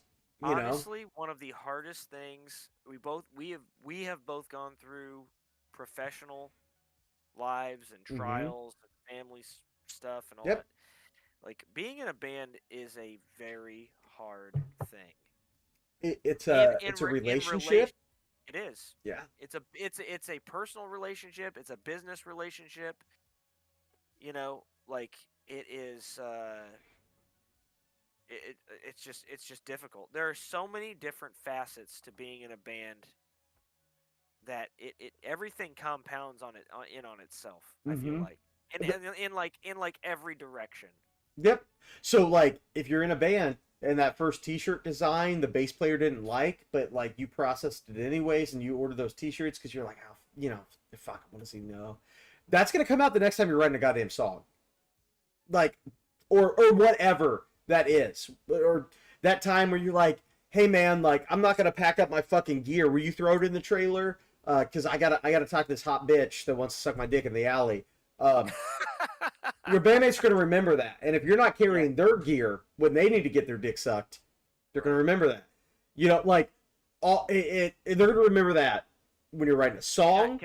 can I just say something real quick? Yeah. I just want to jump in here. Kids, if you're in a metal band, you won't have to worry about that situation because there will be no women in the alley trying to suck your dick. There will be some very chatty bros in the alley trying to suck your metaphorically dick. and maybe literally suck your dick. But you know, you using the excuse if you're in a metal band that some chick in the alley wants to suck your cock, that might actually get your ass beat because everybody knows you're full of shit at that point. So listen, if you're the guitar player, well said. Bang, bang, boom. If you're in a Christian rock band, right, and some girl says that, everyone knows you're gonna be telling the truth. So get out there and get yours, bro. High fives all the way. Dude, because that chick, she's gonna be a giver. She's gonna be a loving nurturer. Oh, she's gonna take you for a ride.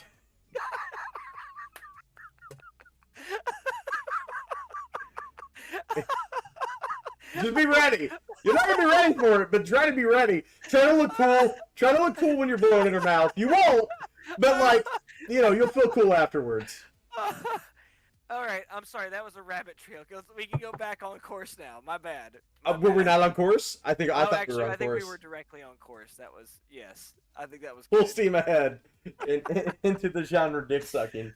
Oh man. Yeah, dude. I'm so fucked. Like, yeah. I've heard some stories. That's all I'm saying. There is the keeping score aspect of it. That is reality. You're in. Even if you don't feel like you are keeping score, you absolutely fucking are, you dumbass. Like you're fucking, these things. Like, yeah, you might feel like you're the altruistic one. You ain't. Yeah. We're all people. Talk to your fucking bandmates. Right. Like honestly, treat them like you would treat someone you loved. And if you don't know what that means, then stop watching this podcast and go learn how to fucking love somebody. And I was going to say, like, when you're in your 20s, that doesn't make any sense. So, kids, let's take a sidebar.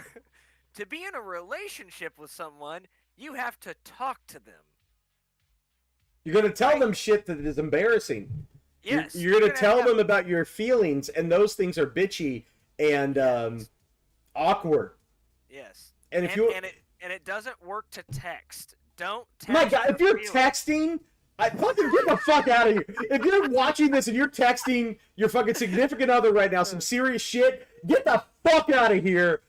Maybe come back once you learn how to be a fucking real person. Seriously. But you get the fuck out of here. Go take care of your real shit. Because fuck off. Like, seriously. Get a sack, first of all. Sack up. And start doing some real shit. Get that real shit conversation. Yeah, because like you're gonna fuck your shit up if you don't. And then write a song about it. And then write a song about how it's all fucked up and make lots of money. Your mascara's gonna be running and like it's gonna be just a mess. So. Your Seaman Borgier makeup is gonna be fucking just fucking. It's all gonna be ruined. Exactly. Also, don't get in a fight with your girlfriend when you have your stage makeup on. I'm just gonna put that out there. Don't do that. It's not a good idea. Fucking, don't do that. If you wear stage makeup, I don't care if we're talking about guy liner or you're fucking, you straighten your hair every fucking time you get on stage and you're that guy and you're sponsored by a shampoo brand. Shout out to some dudes we gigged with for a bit. Did this happen? They were on the phone. You don't have to give names. I won't. But they were on the phone with their girlfriends and crying with the hair and everything. It's like, dude, stop being a fuck up. Like, just fucking maybe don't put your fucking shampoo sponsorship in your hair before you call your girlfriend. I don't know. It just like no one saw them besides dudes in bands. And like that's the other thing. When you're on the road, you're gonna learn a lot of shit about your bandmates. And if you're in a lower tier band, you're going to learn a lot of shit about the bands you're touring with because you're probably on a package deal and you're all showing up a lot. Try to pick bands you're going on tour with that you don't want to kill. Right. And real quick, we should mention that in today's terms, what Dustin's talking about, if you're in a lower level band, then you're basically not Metallica.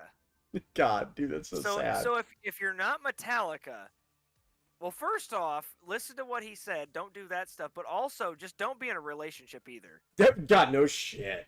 Because, like, you know, first of all, you are gonna be like as broke as you could possibly imagine. Yeah, it's not time. You're gonna have to quit the band if you love her. You should just figure it out. If you love her, just quit the band. Exactly. Like, if you're on the road and you love a girl, go do right by her. Just quit the fucking band and go do right by her. 120%. If she's worth loving, she's probably worth quitting the band. So just fucking go quit the band. And in 5 years, you'll all get back together and you can make albums and you won't be on the road. It'll be fun. Two things. If you don't love her and you stay in the band, then just start hanging out in truck stop bathrooms, because you're gonna have to get used to that, because you're gonna need some side income. Right? Yeah. And if you don't know what I'm talking about, then you'll figure it out later. But Lot Lizard. Google Lot Lizard. Yeah, that's gonna be you. Yeah. See if they've got like a union or something. But like, if they don't, like, okay, so yeah, like, just look into that. But the other thing too is, like, you don't really need to be on the road these days. Like, you can't. Yeah. If you got enough wherewithal to self promote and do all the things, you know, like, you don't need to necessarily have a record label. So if you don't want to be hanging out in the truck stop bathrooms and that doesn't seem like your deal, maybe looking in the whole social media self promotion thing. Yeah, so that we should probably talk about that. Yeah. When Josh and I's bands were doing the thing and whatever, the music industry was falling apart and crumbling, but we were in the death rattles of right. The way you became a band is you had a social media presence, but I'm literally going to say it was literally, for my band, it was literally Pure Volume. It was literally MySpace. So when I'm joking about that, the joke is from truth. Like, I paid hundreds of dollars for MySpace custom skins, because you could skin MySpace. You guys don't even know what that means, but like, it'd be like if you could take your Facebook account and make it look a specific way for your band. So whatever. That was like a real thing. That was like, your band existed in a small term social media that was about music, and you still went on the road, which, like, literally you and your dudes, the first step was you got local gigs. And then the local gigs, you started doing local gigs at other places that were basically just local gigs for other bands, but for you it was a travel. So we're from Indiana. So you started out and you became a thing in Indiana where people would actually pay money to go see your band in Indiana. You got a big enough buzz in Indiana where you would go to, for us, it would be Kentucky, Illinois, Ohio. And you would build that up. And back then we would call that a regional band, because you had, 4 or 5 states ancillary to your own, where you could, on Friday, you would take a half day on your shit job at a fast food place, and you would get off at 3 p.m. You'd go to a guitar place and you'd buy strings. You'd throw all that shit in your shitty trailer. You would go drive to Kentucky or Ohio or Illinois, or, being Chicago, probably the biggest one. You would get there at like 7, and then your gig would be at 8. You would play the gig and you'd get back home after hanging out with fans at Steak and Shake or what the fuck ever, because we were underage back then, so you couldn't go to a bar. Also, Steak and Shake is a regional restaurant. Yeah, they sell hamburgers and shakes. They did. Yeah, they do. And then you would come back home in the buttfuck of the morning, and then you would probably wake up on Saturday having a bangover, which is when you're not drunk. You could have been drunk, but your ears are ringing from your last gig, but it hurts. You have a headache, and then you're going to go do the same thing on Saturday night, and then Sunday, you probably won't have a gig, but if you're me, you were playing a church gig really early in the morning. You're getting home at 3 a.m., and then you would get up at 5 a.m. for your church gig, so you could actually make money playing guitar. And then you would, on Monday morning at like 5 a.m., you would go to your 40-hour-a-week job, and along with that, you would be doing your 40-hour-a-week college courses, and that's what being in a band was if you were in your 20s.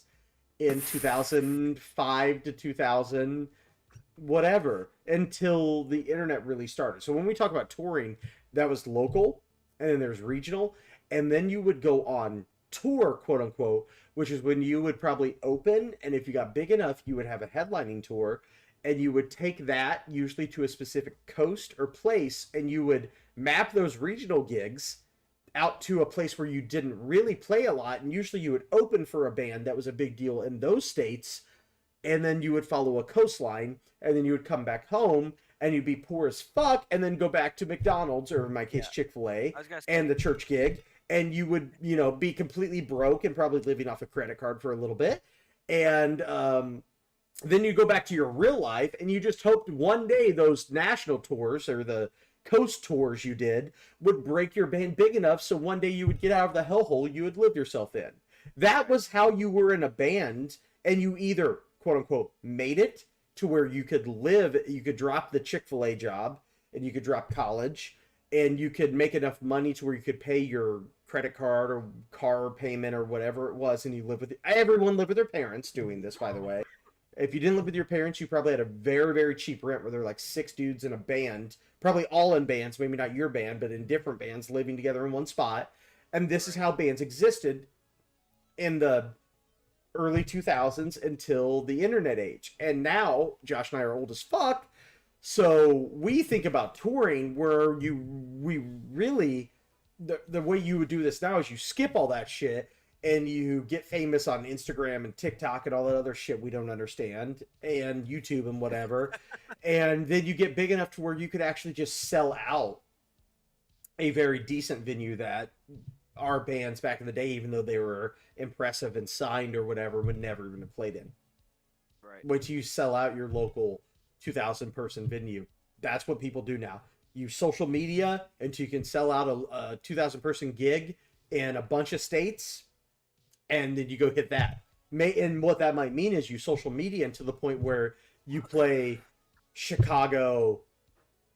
What's another big city? Like maybe you, what would be a reasonable tour, Nashville, like Chicago? Columbus. Yeah, exactly. You'd go Chicago, Louisville, Nashville, Columbus, Cincinnati, and that's your tour. It's only a couple stops, but each one of those tours you're playing a 2,000 person venue instead of a 1,000 person venue with 500 people in it. And you will make more money doing that than back in the day when I played, to 400 people every weekend night of the week for X amount of years. You'll make way more money doing that social media shit and then hitting those big gigs than that. So that's the dream now.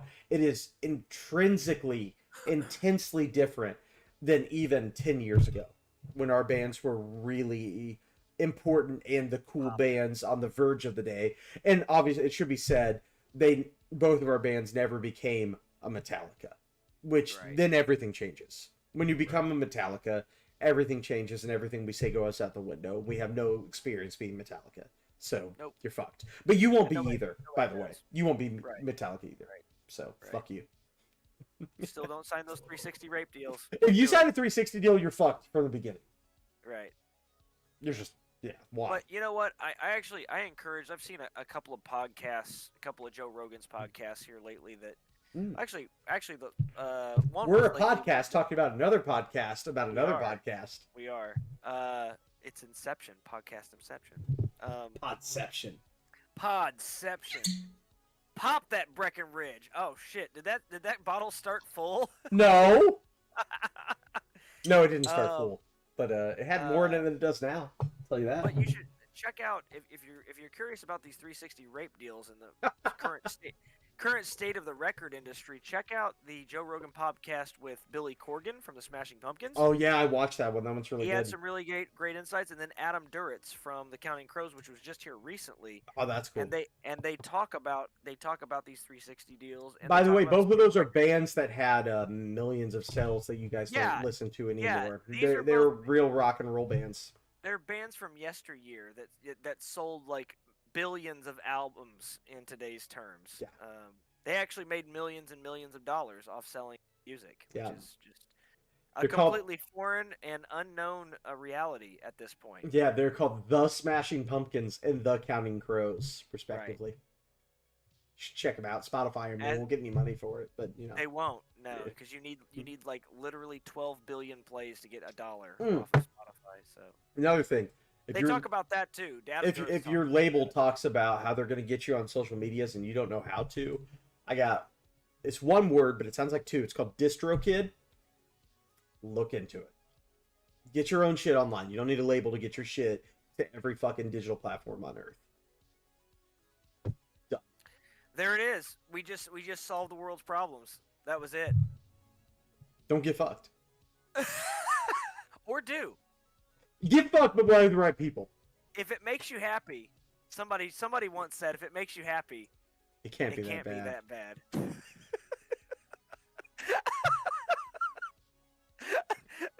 Nobody knows the reference anyway. So. If you get that reference and you type in the chat, we'll send you a pedal from a brand that we're not sponsored by yet when we're sponsored by that brand. Exactly. Yeah. And at some point. And a picture of someone else's penis. And you can take that to the bank. I don't know how to do bank. Yeah. Oh, yeah. That's good enough. Our biggest tip is look for the man in the boat. Gotta find the man in the boat. Gotta find the man in the boat. That's it. Yeah. Yep. That's it. Find. Here's the church. Here's the steeple. Open the doors. Eat all the people. All right. I think to send us out, I think we need to hit one more topic. Okay. On topic to send us out, and then we'll do a goodbye and we'll wrap this up because I feel like the first stream has gone. Jesus. Pretty long. 2.5 hours. Wow. Okay, maybe we don't need a send out, but we'll do a send out because no one's gonna listen to 2.5 hours of podcasts I've ever heard. Josh, do you have a gear topic that's on your mind, something you saw or something you're into that is piquing your curiosity currently? Yeah, I mean, it's not a current thing, but it was an interesting thing. Cool, let's bring it. I actually was thinking about this today, and I had seen one of Phil McKnight's videos, him talking about it, but it was the reason why Jacksons ceased to be made in Japan. Because at one point... This is interesting. I don't think I saw this. Okay, they were made in Japan. Of course, yeah. For many, many years. I mean, some of the best ones were. Without a doubt. Yeah, some of the highest quality Jacksons you can buy were made in Japan. And at the same time they had an American line, by the way. Exactly. Right? Well, that's the thing. That was the bizarre thing. So they were an American company, but owned by who were they owned by at that point in time? Do you remember? Were they their own? Okay, so in 2003, Fender, 2002 or 2003, Fender bought them. Okay. Yeah. So if you buy a Jackson now or a Charvel now, by the way, you're buying a Fender guitar. Exactly, which is why you can buy a Charvel with the Jackson headstock now, or a Jackson with a Fender headstock. Yep. Sorry, I meant a Charvel with a Fender headstock. Yep. Sorry. Anyway. Yep. So what happened was though is that they were basically living two lives, kind of, because you had the American Jackson whole line, right, which was their premium line, but you also had this entire Japanese line, where you could order custom shop pieces from, okay, which is just bizarre. Anyway, so what happened is a guy from Ibanez who was actually, he had kind of turned Ibanez around. He had made Ibanez very successful, so I don't think Ibanez would have been as successful as they were up until the 2000s without this guy. But he came in and basically said, why is this American company making so many amazing guitars in Japan? Which I guess it kind of makes sense, but at the same time, he killed a beautiful thing. Like the Japanese Jacksons were just too good. They were. I've played very few, but the few I have played have been better than the American ones I've played. So I feel like the question would have been, why not kill the American line? Well, seriously, I owned at the same time. I had a Japanese soloist and an American soloist, and I played the Japanese soloist more than the. Yep. If that tells you anything. So anyway, it was just really interesting because I've owned Comparisons, and the team that made Comparisons were an offshoot. They were the custom shop of the Jackson Japan. Yep. factory. And so when the Jackson Japan factory, when that ceased to produce Jacksons, they just started producing comparisons, Okay, we got and this. Fuck it. and quite a few of them were actually one for one copies of either Jacksons. The Jackson Falcon actually became the comparison Horus. Yep. And there was another one that actually became a signature model. It was actually a Charvel model. A Charvel in Japan too. Mm-hmm. They remained in the same factory. Yeah. And so that actually branched out, and some of those Charvel models actually became comparisons too. Yeah. So anyway, that was one thing that I had So, wondered about. so before you go on, I'll say, yeah. if this is confusing to you guys, Josh and I will do an episode, a deep dive into the Jackson Charvel guitar's history, because it's actually really, really awesome. It is, and it's really nerdy, and it Yep. switches hands a lot. And Yep. to this day, Jackson Charvel / Floyd Rose is this weird thing where those brand names exist in guitardom. They're not owned by the people who made them famous, but they're important to guitar. So one day Josh and I will do a deep dive on the history of Jackson Charvel and maybe Super Strats as like an overall thing. We'll do like a Super Strat Jackson Charvel thing where we'll talk about all this. So if you're like getting lost in the idea of like, what are they talking about, the ownership and all that, we'll lay it out later. But for now, just let it lie. And just kind of take this at its word. So yeah. you were going on to the Phil McKnight. That was basically he thought enough of the Japanese Jacksons to make a video on this. And Sure. it was some things that I had kind of pieced together along the way, because once I found out that Comparison, like the guys in Comparison, were actually affiliated and were a part of the Jackson deal, Yeah. because I was such a fan of those early on in guitar playing career. Yeah. You know. Yeah, I had a custom top Charvel when it was Fender owned. Yeah. But Yeah. I mean, we both have a love for Super Strats for Yes. kind of the same reason, which is really odd when you think about our playing and genre histories, honestly. But yeah. So I mean, yeah, he's talking about those things you piece together. Exactly. Yeah. So I mean, it was really interesting. Something that I had thought of just recently and kind of looked back into, and those guitars were fantastic guitars, and now you can get them for a pretty decent deal. Some of them. Yes. Like the Rhodes, the Japanese Rhodes guitars, they're going for more. But I think what brought this up fresh in my mind was the fact that Jackson just released the new Jackson Japan line. Yes. Which is their like $2,000 line. Yeah. It's no longer the discount line. I mean, it is, because the American Jacksons are like $4,000. You know. Right. Are the American Jacksons custom shop only right now, or is it an actual standard line that just happens to be $4,000? As far as I know, it's a standard line that happens to be $4,000. Shit, dude.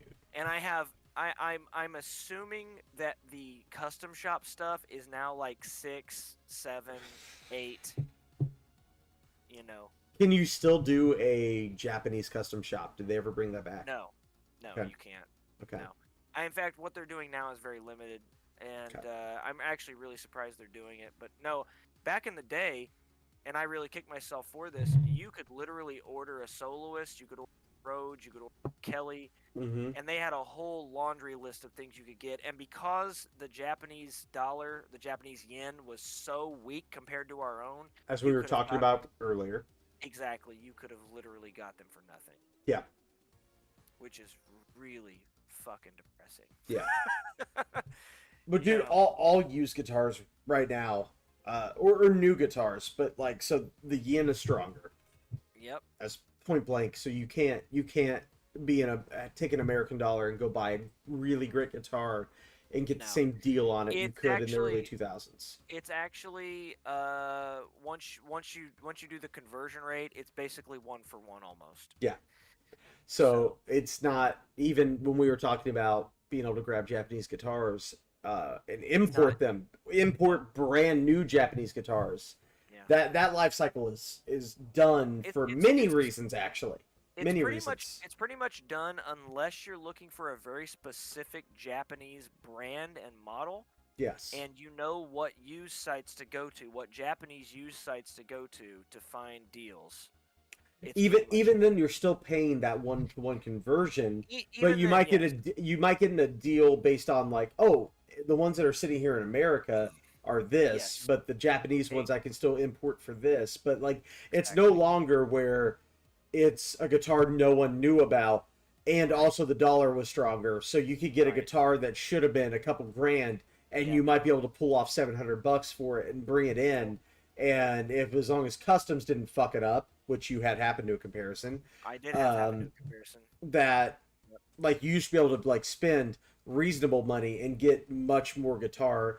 Now that market has gone to finding off-brand Chinese brands that are using kind of like we were talking about the Agiles. They're Chinese or Korean brands that are using the woods you want, all that shit, and then you put in your pickups. That's the deal in guitar these days, more so than importing something that is almost made at a higher manufacturing standard than the American stuff is. Those days are gone. The days of bringing something into the country that's higher than American manufacturing standard. I mean, you still can. You can still find really well made Japanese guitars, but you're going to pay that really well made money for it now. So it's you're going to pay the real dollar. That the quality to value of importing is now gone. Besides talking about Chinese, and you know, that's a different discussion because that stuff doesn't have the brands associated with it. I mean, we could go into talking about the Glaries and all that shit, but like that honestly, that just doesn't interest me. I was gonna say that's like a we could do a whole discussion just on that. Yeah, we absolutely could. We could talk about that shit, but like realistically, we talk about bringing a Glary, like a I mean, maybe it's a great Chinese guitar for $150, but you could go buy a Squier that's a great Chinese made guitar that you don't have to worry about for $220. Like, just buy the goddamn Squier. Unless you're a guitar tech, like, or that $70 is the end of the world. You just got to fucking go buy a Squier. It'll be fucking all the guitar you'll need until the point where you fucking know better. Right. And you know that because we could talk about this too. I mean, you at a later time, but you ordered like one of those custom Chinese guitars. Mm-hmm. And listen, I ordered a Chipson, and I will say for posterity, my Chipson, I got the Gibson headstock on the shape, but I did not think it was ethically right to get the Gibson logo on, so I used the Gibson font, which is also copyright infringement. But I put my video game screen name, which is Flintlock, on the headstock. So the headstock was the Gibson shape with the Gibson logo, but it did not say Gibson, and I felt fine about that because fuck Gibson and that thing.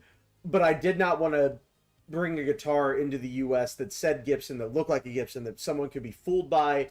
I wasn't going to do that. I was going to totally rip the headstock design and all the rest of the shit, but I did not think it was right to make it say Gibson because I knew I wasn't going to own that guitar forever. And I think that I'll steal the logo, I'll steal the headstock, I'll steal the body shape, I'll steal all that fucking shit. But if it doesn't say Gibson, someone knows exactly where that fucking shit came from. And it said Flintlock in the Gibson font, which is actually a cool as fuck name for a guitar brand, by the way. So, you know, pay me if you bought that guitar. The one guitar I imported with my own fucking special brand on it, you're welcome. Because that's a fucking baller name. That GC employee got that. But he did actually, yeah. That's right. I sold it to GC when I bought that Gibson, and he fucking snagged that real quick. When I walked in there and saw your guitars, he was literally like guarding that guitar with his life. But I was gonna say was like with one of those guitars, you order one of those guitars. If you're not a guitar tech or somebody who really knows how to work on guitars, then you're good luck. You're going to be disappointed. Good luck because that guitar needed a lot of love. They all need a lot of love. When I got that thing, a couple people who have gotten them, and they all need a lot of love. The pickups are usually garbage. The pickups were worthless right out of the gate, and the setup was atrocious. So if you don't know what a setup means, don't buy a fucking Chipson. The frets needed work, and I had a file one, You know, like the fret ends were poking out like a motherfucker. So like it was a Gibson in shape and in headstock. But if you didn't work at a guitar store or you're not fully competent, you know, like when you're a guitar tech, maybe not a luthier, but if you could call yourself a guitar tech, if you go work as a guitar tech somewhere, if you order one, you're gonna make it the thing. It's gonna take 2 or 3 hours of your time, but then it could be a player. But if you're not a guitar tech and you don't know what that means, or you couldn't go just be a guitar tech at a fucking Guitar Center, that's a great standard. If you don't think you can walk into a fucking Guitar Center and get a job as a guitar tech, don't order one of those fucking chips. It's not for you. It's too 100%. Fucked up. Go buy an Epiphone. Go buy a Squire. Those guitars are way fucking better.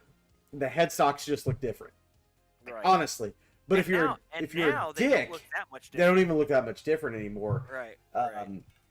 But yeah, if you want that Gibson headstock, if you know how to do that shit, fine, go buy it. You know what you're getting into. If you're a guitar tech, you already know that. But right. If you're not, and you think you're going to get one and get a deal, and you're going to have to take it to your guitar tech at your local store or whatever, don't take it to a Guitar Center. They won't know what to do with it. But if you take it to your local store with a dude you can trust, you're going to pay him $130 to get the thing in tune, and by then you can just buy an Epiphone, and it's going to fucking sound better and come out better out of the gate and be cheaper. So, unless you can do it yourself, or you want a platform to learn to do it yourself, you don't mind burning $300 on something that looks Gibby-ish. Yeah. Yeah. But like that's not the way. If you're a young dude in a band and you want something that looks like a Gibson, that's not the way. Buy Epi, buy Squire, buy LTD. That is not the way. Dude, buy a PRS SE, buy an LTD, buy an Epi, buy a classic Vibe Squire. Yeah. I'm gonna say all of those are so fucking great guitars. I toured playing LTDs and they were amazing. Mm-hmm. They did great. They were Korean LTDs. Korean LTDs, they were really yeah. Good, though. You can tour on Korean LTDs. You can tour on. I had when I was talking about the backup guitar, I wasn't touring in the national sense, but local gigs. Epiphone was my Epiphone was Chinese. It was new in 2000 whatever. All of those shit, like that's gonna take you to where you need to be, and take the shit out of the way. Because if you're at the point where you're looking at that price point, and you don't have the skills because you haven't like gone in the weeds yet, and you're buying, maybe you have a Squire Bullet, you got some off-brand bullshit that you're at a better guitar level, and you buy that first $300 or $400 guitar. That first $300 or $400 guitar should not be a Chinese Gibson. It should be an LTD or an Epiphone or $300 or $400 Squire, because that guitar is probably going to come to you, and you're going to pull it out of the package, you're going to think it's the best guitar that you've ever played, as far as what you could own. And if not, a $50 setup or $75 setup with one of those $300 or $400 guitars is going to make it a guitar that's going to be able to stand up to thousands of dollars in the future. And it's even going to sound fucking real close. And if you're paying $300 or $400 guitars, you're not at the point where you can tell the difference, honestly. Right. So like that's where you need to spend your money. If you're at the point where you have a whole bunch of fucking $2,000 to $4,000 or $5,000 guitars and $300 is chump change to you, it's what you spend on a fucking nice night out with your wife, and you want to buy one because it looks cool and you're gonna fuck with all of its problems and put more money into it, that's when the chips in is for you. But like I don't feel like that's a lot of people that are gonna be like buying them at first. I think a lot of people are buying them thinking they're gonna be Epiphones with a Gibson headstock, and they're not. Epiphones are so much better. LTDs are so much better. Don't buy that shit if it's your fucking only $400 for a guitar. You're fucking yourself. Don't do that, man. Don't do that. $400, end up spending $700. Yeah. All said and done. Yeah, if you want to spend $400 and you feel like you want the cool shit, spend $400, play it for a long time, and when you get the next $100, take it to your tech, or learn how to buy a soldering iron for $20 from Walmart, and then buy a bridge pickup, because let's be honest, the neck pickup, fucking, if you're in that range, you're not using your neck pickup half the fucking time. Go buy your fucking Les Paul 57 Classic Plus. Go buy a Seymour Duncan. Go buy a fucking whatever 59. Go buy a DiMarzio Super Distortion.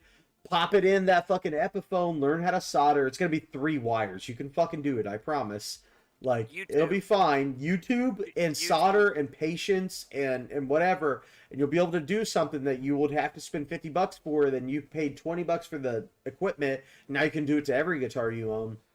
Right. It's gonna serve you way better, way better. That 470 or whatever you land at is gonna be way better served than that fucking Gibson that looks cool as fuck, and people might think you're playing a Gibson on stage, but for some reason you can't. It always sounds out of tune when you play because it's not intonated. You don't even know what that means. And like every time you play a note, there's a sound that sounds like the note before it because it's fretting out, and you don't fucking understand what that means.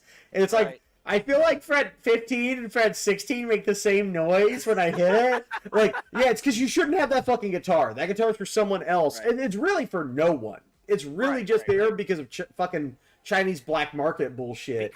Because somebody working at a factory could make it for $90 and sell it for $100, so you'd have to put $300 into it. And dude, so I was watching that Trogley's Guitar Show YouTube channel, and someone on Reverb had literally sourced like 20 or 30 different Gibsons onto Reverb, and he thought the store was going to get taken down, but he didn't show the headstocks, right? He did the thing where he cut it off right before when it said Gibson. A tell. Yeah. That is always a tell. You see a Les Paul and they don't show the headstock, Gibson. 100%.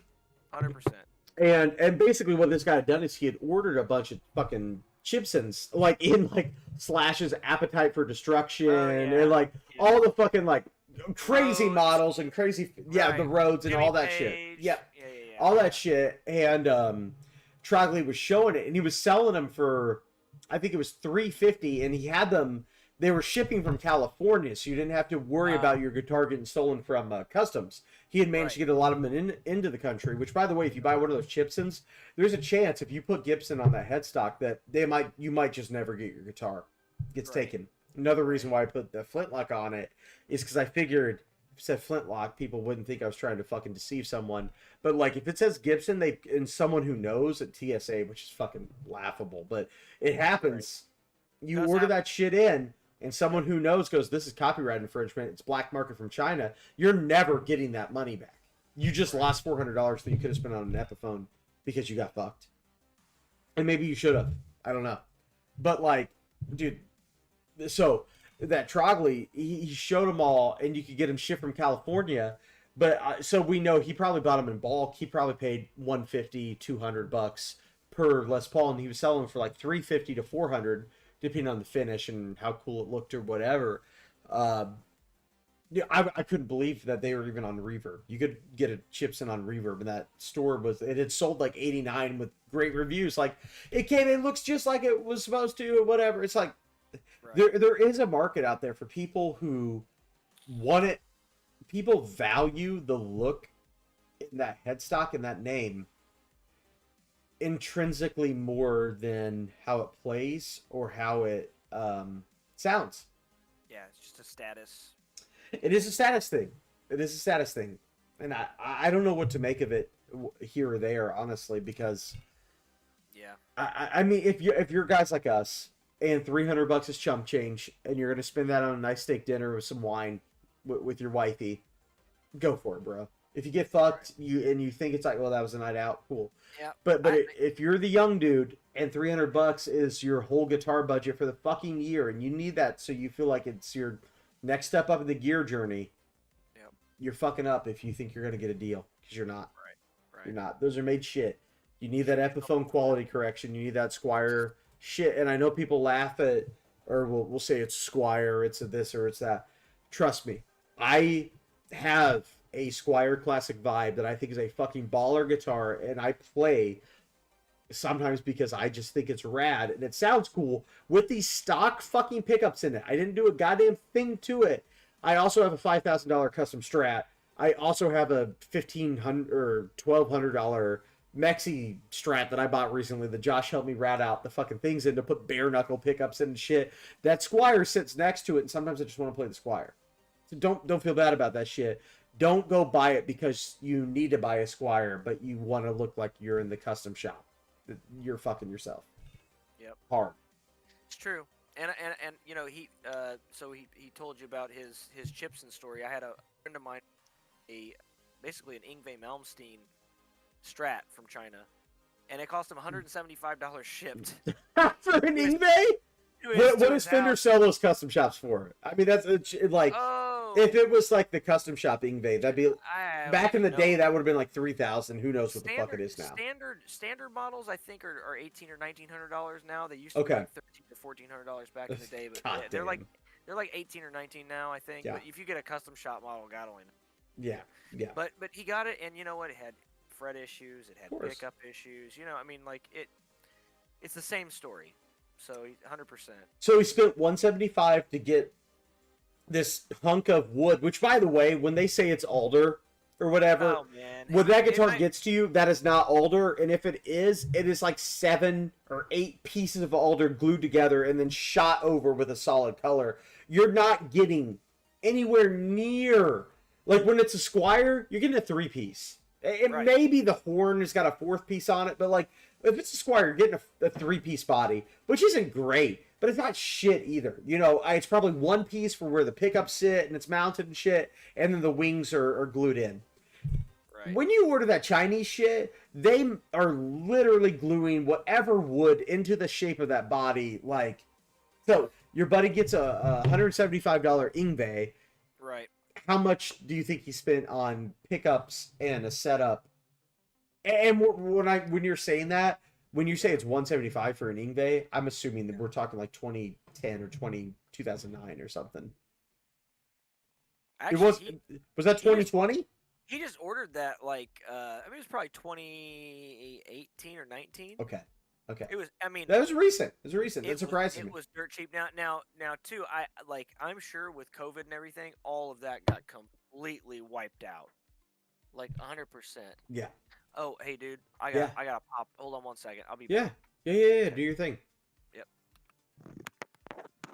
Because we're talking, let me grab. I'm gonna grab a guitar to the people.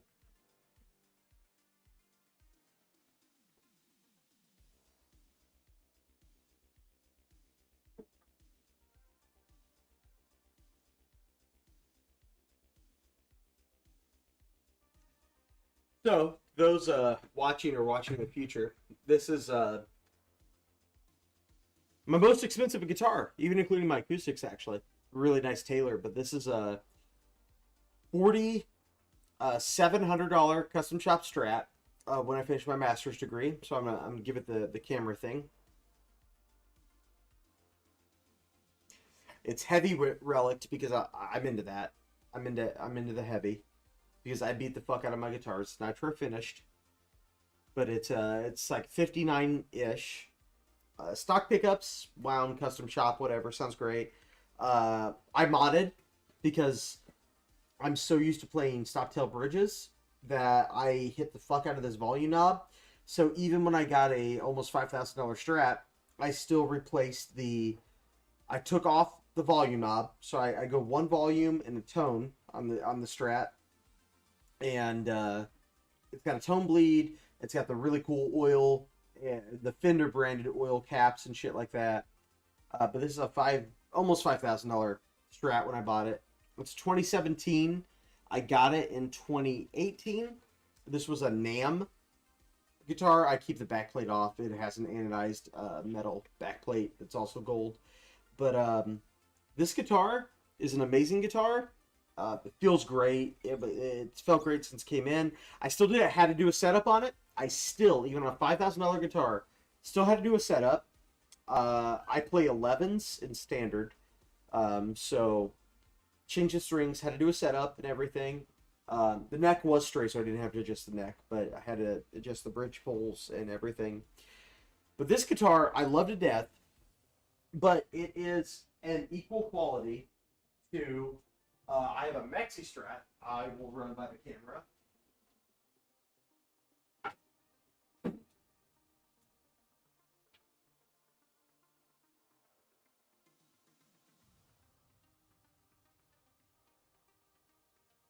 So this is a road-worn Ventera Maxi Strat that came out a year or two ago.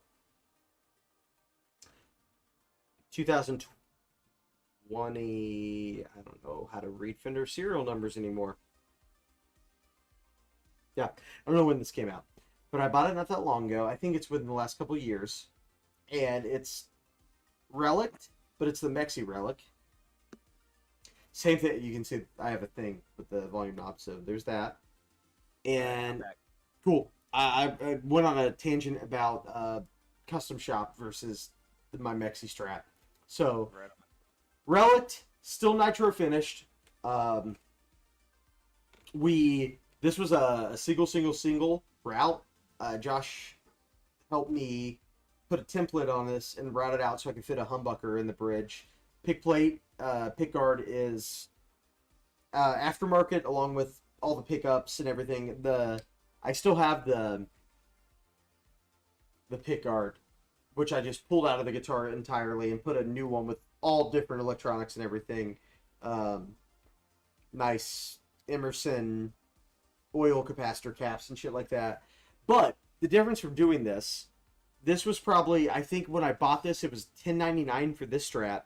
And then let's say, so this is that Birchbucker 3 I was talking about that I got for free. These are bare knuckle single coils. So I think I paid like 50 or 75 bucks a piece for those. And then the electronics. So with the pickguard and the electronics and the extra pickup, say I spent an extra 200 on it. So let's say this is 1,200 bucks. And the other Strat I was walking across the camera was 4,700. And they are different in the sense of the radius on this Strat is 7 1/4 radius, where that's a 9.5 and shit. But like the quality of those two guitars are not dissimilar. Is the custom shop better and have more attention to detail? Yeah. Does the custom shop sound better than my Mexican Strat with bare knuckle pickups and a Gibson bridge? No. Yeah. Does it feel better? Feels different. Yeah. Does it feel different because they're different guitars? Yeah. If the Mexi Strat had that radius and the same wear marks and shit, because they're both nitro, would they feel completely different? What? I don't know. I mean, that's got a chunkier neck because the custom shop, it's a 59, so it's got a chunk in your neck. I mean, but like that type of shit is feel. It has nothing to do with sound. And I guess what I'm saying is I'm talking about perceived value and perceived sound quality to money. And I don't think it exists after you get above about, I mean, we could talk about what that money is, but about $1,000. Yeah. I have a deep love for nitro finishes, nitrocellulose finishes, because I just feel like they make the bodies resonate more. This is shot in like sparkle gold, and it's a Mexican guitar. I have no clue how many pieces this body is. I'm also going to be honest, it doesn't fucking matter. This guitar sounds fucking killer. Do I know that my custom shop is a one-piece body? Yes. It's a one-piece Strat body, and then a slab neck, slab rosewood board, no fucking skunk stripe. They're not skunking these either, by the way. This is done pretty close, but like the differences between the two can be summed up a lot more by saying about $4,000 than it can about talking about tone. And if you're young and listening to this, that should mean a lot, because I love this guitar 100% as much as that guitar. If that guitar was like one of those lifetime guitars, I finished my master's degree and totally the field that I'm currently working in. And that was a gift from my wife to me for that, kind of big moment. That was like a big to-do of like, here's this really great, expensive thing that is like an heirloom almost because of what it is, right?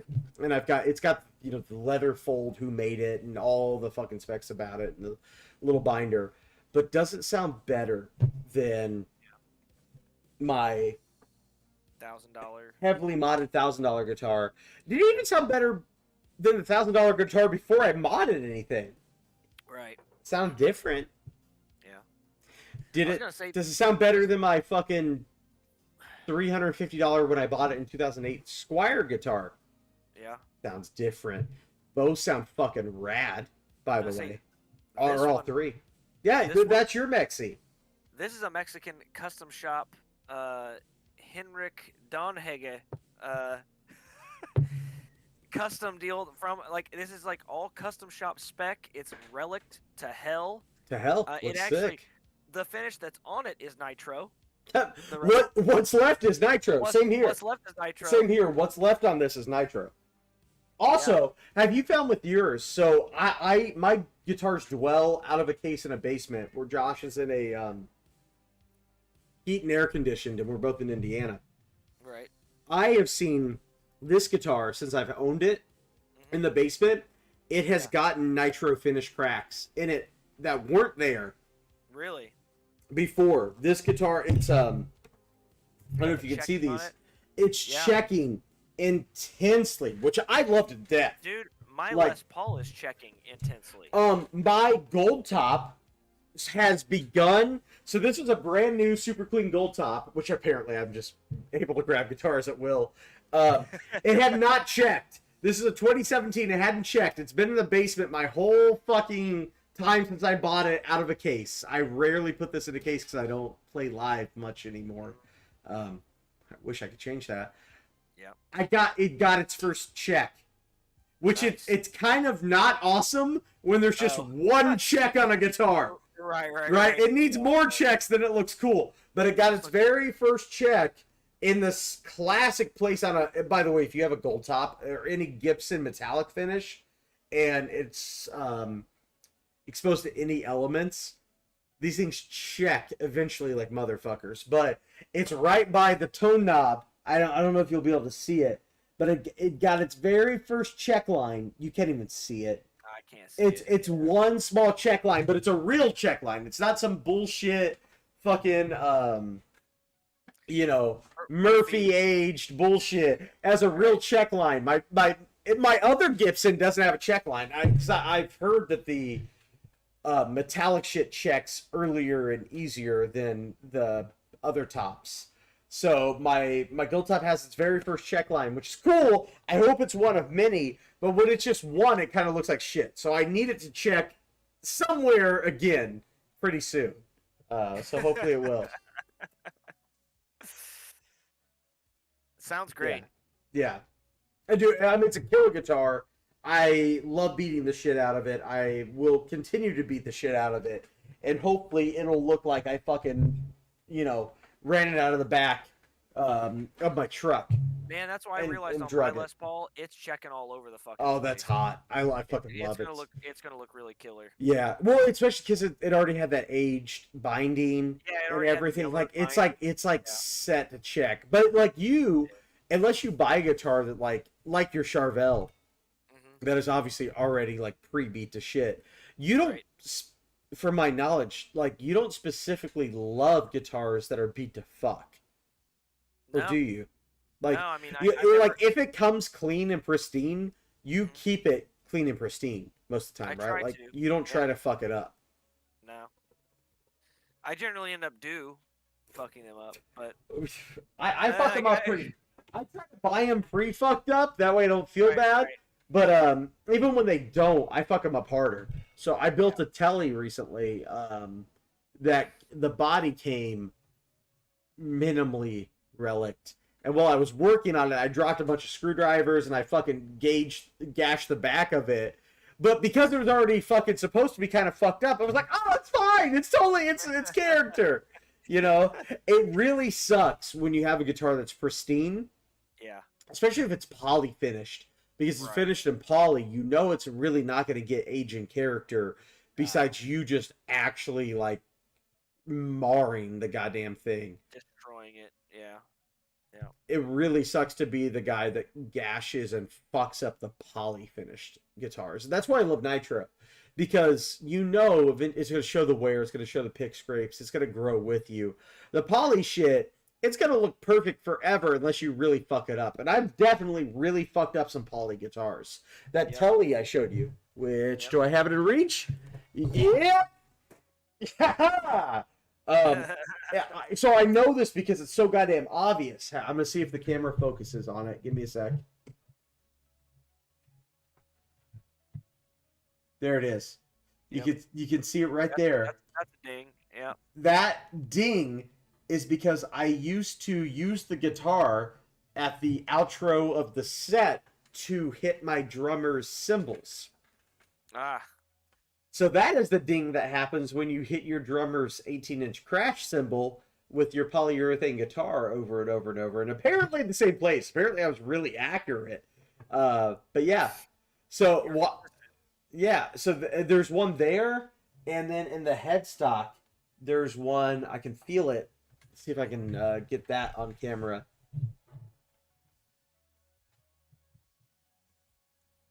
Oh, it's not showing. That's sad. That one was really.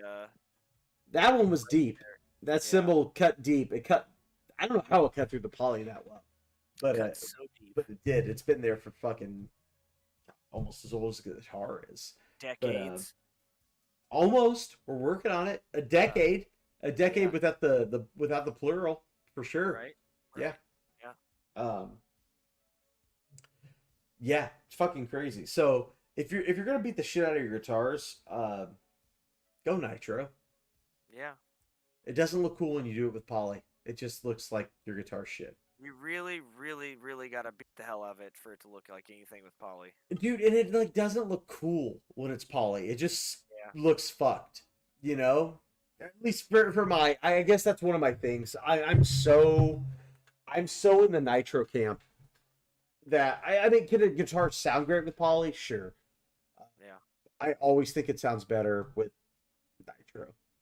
Yeah. Or if you can't afford nitro, I have one overseas guitar. Oh my god. I only have that Mexican I just showed and one other overseas guitar. Everything else is American besides my bass. My bass is a Mexican jazz bass. Right. But the other Chinese made guitar that's stood the test of time, I have a Honer, and it's a satin poly, and it's a really thin coat of satin poly, and I feel like it resonates like it was a nitro or satin nitro, and so that's why it stuck around. Also, the fucking Chinese pickups in that shit are insane. They sound unreal. It's not even right. Who would have thought that Honer in a fucking 335 ripoff called a Very Thin would make the sickest fucking like tight pickups? It does not. It's just not right. It had to be an accident. You know what? I'm gonna end up buying one of those, and I'm gonna be completely disappointed with it. And I'm gonna have to put the Porter pickups in or something. You know, which I won't complain about. But seriously, you got a unicorn guitar. That's what happened. It was It sounds too good. I had wanted one for years, and most people probably don't even know the brand exists anymore. But I had wanted one for years because when we were working at the shop, someone came in with one, and they have the sickest fucking fret inlays. I wanted this guitar because of the visuals, and they came in with a cherry red. It looks like a 335, and it just has like the most hipster as fuck fret inlays. I can't believe they're not more popular with the hipster crowd because they look so fucking ridiculous. I'm gonna grab it. But the crazy shit is, so Honer has some Chinese bitches wind the pickups to their specs because in their German guitars, which they're a German company, they have their own pickups. So I'm assuming that these are like Chinese knockoffs to the specs of their German shit. Right. And they just sound insane. I'll grab it so you can see the fret inlays because no one knows this brand. It's really not fair. It's not, and it came with a case. It wasn't that expensive. It was like $600, $500 or something. I don't think it was that. It's probably $500.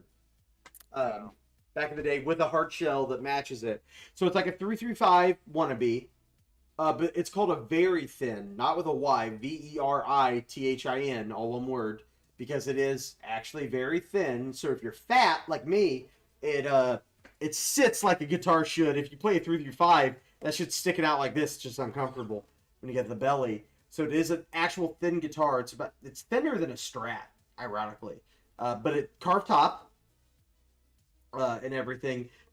So satin poly finish. And then, random people on YouTube that aren't fucking watching right now, look at those inlays.